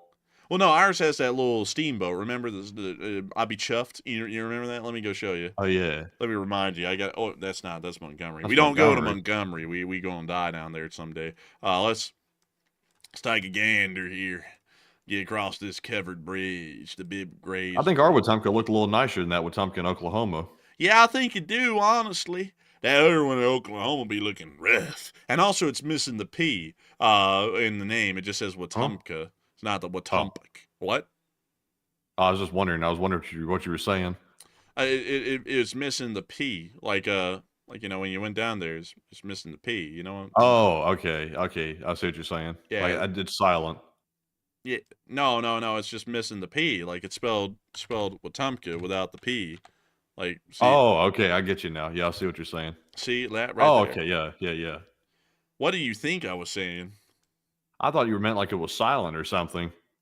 No, it's just missing the P. It's literally just Wetumpka, like without a P. Okay. It's a little weird to me, honestly. What's on this here railroad? They got a railroad running through their town. They got upgrades, people. Upgrades. Honestly, I don't know if this is an upgrade or a downgrade. I call this a downgrade because that shed over there is looking a little sad. Anyways, with that, it is time for us to move on to the next one. And our next one goes to Dr. Tops, who puts in a 10. And thank you very much, Dr. Tops, as well, for that $10 support. They said, whoa, they said, check out the K5 railroad gun. This is in Aberdeen, Maryland. And I found a picture of it right here. There's the Aberdeen Railroad Gun, or the K5 Krupp Railway Gun, which was made by Krupp, which was a steel company, kind of like Bethlehem Steel. But beyond that, really interesting gun right here. Railroad guns are pretty neat to me. I think they're kind of cool, honestly. But I do thank you greatly for the support and helping this channel to keep on running. And I hope this is finally what we found right here. And with that, it is time for us to move on to the next one. But big thanks to you once again. Yes, indeed. And this one goes to Wan10 quadruple 8 once again, who puts in a 10. They said, describe your favorite train in the current USA President's Voice monologue, LSA. I would have to say that my favorite train is probably the Louisville and Nashville F3. It's a great locomotive. Take a look at it. Let me go find it. Louisville and Nashville F3. And we're not talking about the ones that were painted in that gray color. That's a very lame color. Many people have been saying, a lot of people have been saying, that gray color is just not a great color. It's not a good one. I'm talking about this one. Look at that. That's beautiful. Look at the little bird feather looking things on the side. It's cream and blue. Cream and blue. We gotta make Louisville and Nashville blue again. We've got to make it very blue. They changed it as gray and it looks good, but it just doesn't have that pizzazz, that 1950s streamliner pizzazz. We gotta bring it back. People have been saying, where did it go? And I gotta tell you that we can't, Nancy, I can't do that one. How the hell do I continue without making this inherently political? Rosie O'Donnell took the blue away, took it away, and everyone said, where's it gone? We need it back, and we're going to one day get it back. We're going to bring the blue back to the Louisville and Nashville. It's going to look like that again. It's going to be very nice. It's going to be great. It's going to be wonderful. But beyond that, I hope that does address that well. Thank you for the support and help of this channel to keep on running. And with that, we are on to the next one. And this one goes to Epic Trains Canada, who puts in a 10. And thank you very much, Epic Trains Canada, for that support. They said, you may not know, but there is a Birmingham in Saskatchewan.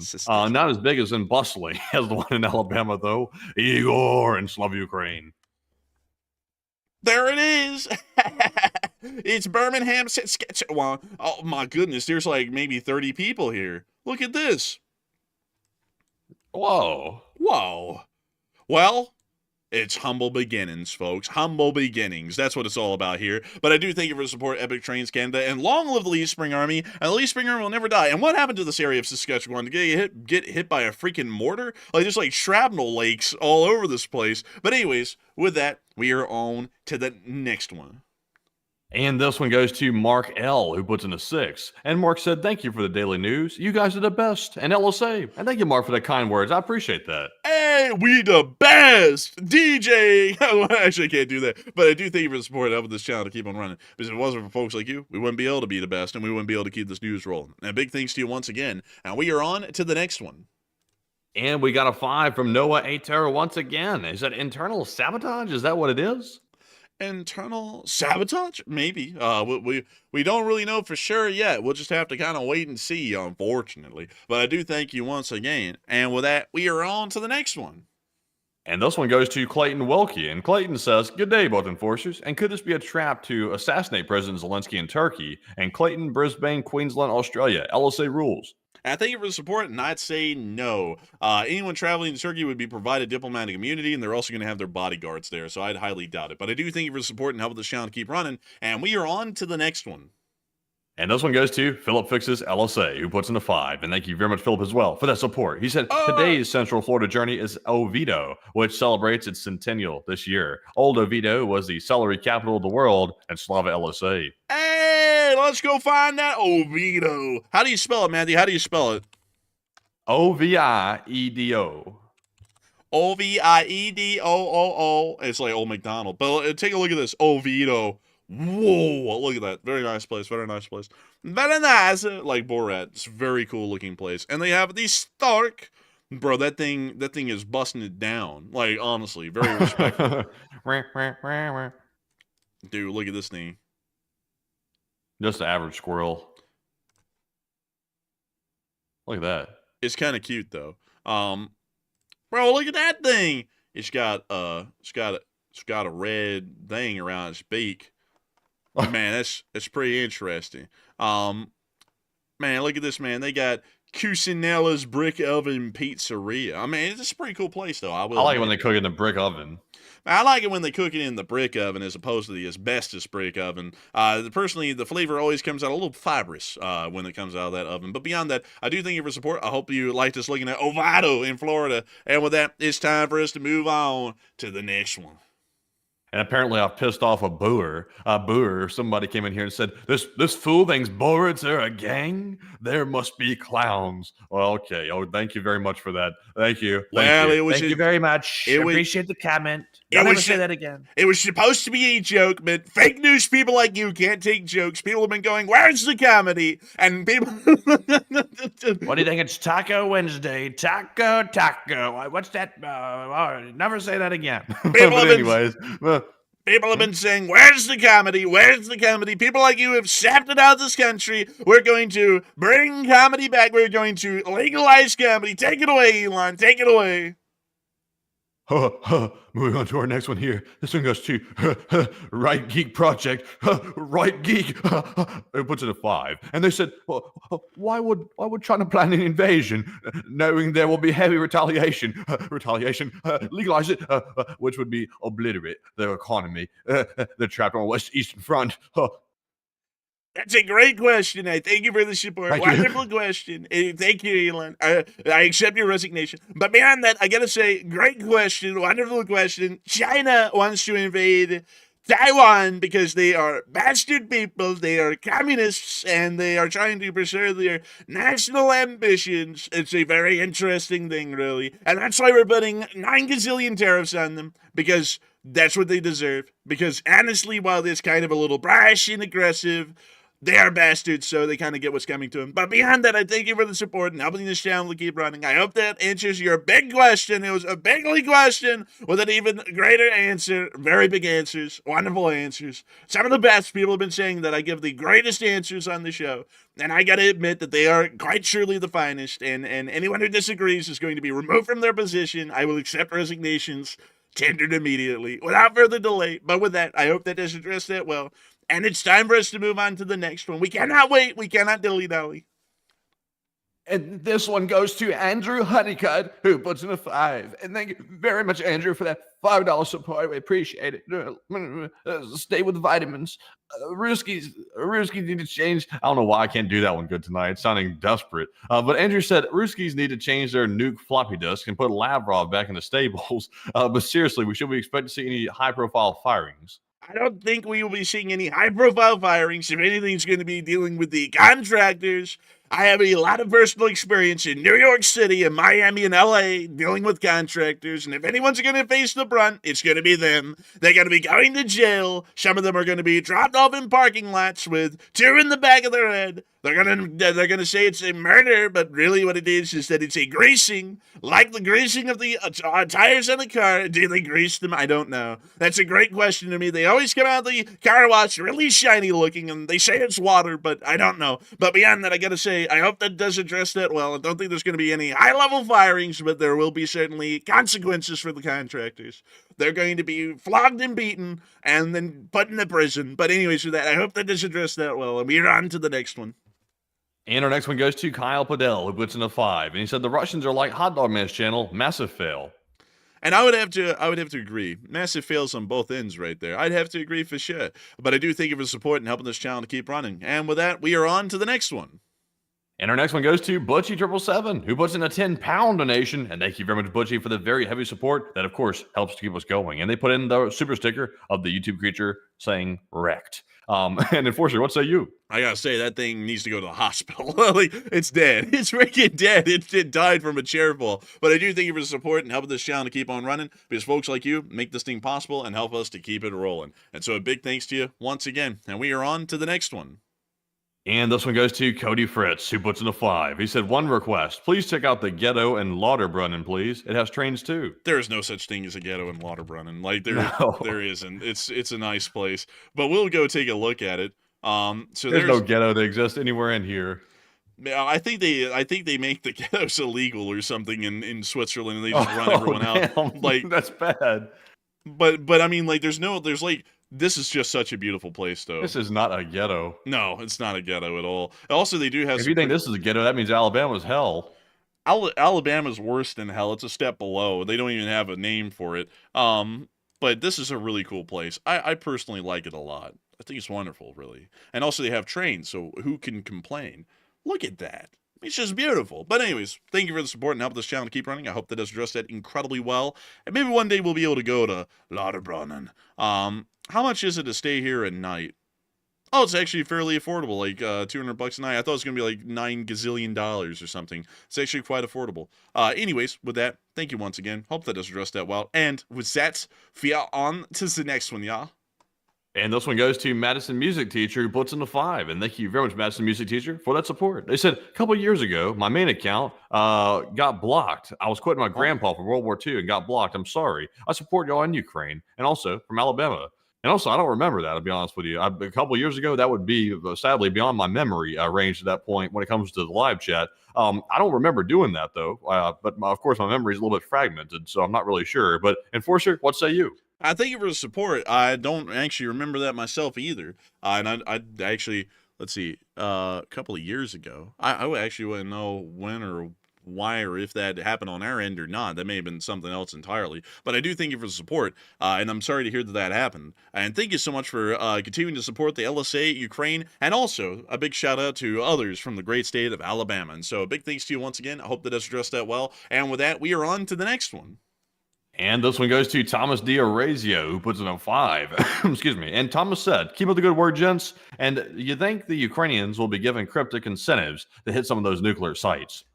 There really isn't an incentive to hit the nuclear sites because it would take a lot of explosives to actually do any real damage, because they're generally made to survive a near-direct nuclear blast. So hitting them with a 50-kilogram bomb on a drone wouldn't really be doing much to them. So with that, I thank you for the support. I hope that does address that well. And with that, we are on to the next one. And this one goes to Plazoth, who put in a 4. Also, J-Man2112 put in a 3. And also, Marc-Andre Brunette, who put in a 2. And thank you both to Plazoth, J-Man, and Mark for that support. And we appreciate that very much. And with that, Enforcer, what say you? My esophagus almost collapsed. Mine did that for the first time ever. That yours always does it. Mine finally did it. it happened to you nearly. But I do thank all of y'all for the support and helping this channel keep rolling, because y'all are making this thing possible. And big thanks to y'all once again. And we are on to the next one. And it is now time to jump right into our live chat questions proper. Tonight, we have the Morse code decoders of Paul Schultz, Kevin J., Mason Miami, Joni Dog, and Norm Pritchett. They said the Morse reads, if we must go into the fray, we will do it together as one great alliance, and LLT, LSA, and long live the Republic. And ding, ding, ding, ding, ding, ding, ding, ding. Shh. That's the sound of money, and y'all got that dead on the nail. That was the Morse code message of the night. I gotta congratulate y'all for getting that correct time and time again, because y'all are always making sure to get that dead on the nail, and we are always proud to say that y'all are all part of the Lee Spring Army Signal Corps. And with that, we are going to be moving on into our live chat question segment. Due to time, well, not really due to time constraints, to be entirely honest with y'all, we're 8 minutes under time, but we are trying to get something to eat because we are starving. So we are going to be answering five live chat questions, then we're going to be rounding this thing out. And so we are on to the fifth, the last question of the night. And this one goes to Jeff Alley, who said, how big of a spy presence or sabotage capabilities do you think Ukraine has in Russia? There's probably a decent amount, but not an incredibly large volume. The largest spy ring in Russia that is run by a foreign power would most likely be the U.S.-led CIA. And so with that, I hope that does address that well. And we are on to the fourth, the last question of the night. And this one goes to Connor, who said, I was wondering if you heard about the border clash between the Thai and the Cambodian troops today. I did hear about it a little bit, but that didn't seem to be a big enough conflict for us to be able to cover yet. If it does end up being one, then we will start to cover it. But considering that Myanmar has been in an ongoing civil war for a while at this point, it wasn't really on our radar too much, because that one's a pretty low-profile conflict at the moment. But anyways, with that, I hope that does address that well, and we are on to the third to last question of the night. This one goes to Slick, who said, I think this leak stuff is fake news bait for the West to target them and legitimize a launch or major level aggression versus NATO. And what do you think? I would doubt that, at least in my opinion. But I hope that does address that somewhat well. And we are on to the second to last question of the night. And this one goes to AF Kaplan, who said, how long will the data breach impact Russia's ability to use nukes? It wouldn't really impact their ability to use nukes, but it could compromise the security of their facilities, which could end up being a long-term major security issue. So that generally is what the kind of risk they're running at the moment, is that someone could get in there and possibly sabotage or cause a critical incident at one of these nuclear facilities. And so with that, hope that does address that well, at least the best I can. And with that, we are on to the final question of the night. And so, who is the lucky last person to put in the lucky last question of the night? And that viewer is BC Mapper, who said, with the ground war largely stalemated, Russia never gained air superiority. Most of the war, the air has been contested. And is the air war on now? The air war has always largely been on. The airspace has been contested both over Russia and Ukraine for quite some time. So I would say that the air war has pretty much never ended, and it's always been ongoing, because neither side has ever been able to completely claim air superiority over the other, meaning that it's completely contested skies. And so with that, I hope that does address that the best I can, and we've reached the end of tonight's stream. I'm going to thank all of you all so much once again for watching, because at the peak of the stream tonight, we had 10.8 thousand people here, and over the length of the stream, we've had 80,000 people since the beginning. I got to thank all of y'all so much once again for watching. We are entirely honored and appreciative to have had each and every single one of y'all here, and we also have to give a big shout out and appreciation to the 700th people who have subscribed to the channel today. We actually ended up surpassing 358,000 subscribers, and we are about well on halfway to 359,000 subscribers, meaning that we are getting wildly close to 360. And so, I thank you all so much once again for watching. Please make sure to like, comment, and subscribe, and we will see you all tomorrow at 10 p.m. Eastern Time to cover the next 24 hours of the news of the war in Ukraine, and, well, actually, news from around the world, actually, technically, and if there is any news video to be made tomorrow in the middle of the day, I actually will be making that for the third day in a row, but after that day, Matthew will be taking them on over once again. And so, with that, we will see you all then. Good night, good luck, take care, stay safe, long live the Lee Spring Army, and the Lee Spring Army will never die. And with that, folks, thank you all once again for joining us yet again tonight. And we will see you tomorrow night, and also midday as well, for our short war video and our stream once again tomorrow. But with that, Slava Ukraine, Heroam Slava, get some rest, and we'll see you all tomorrow. And good night. The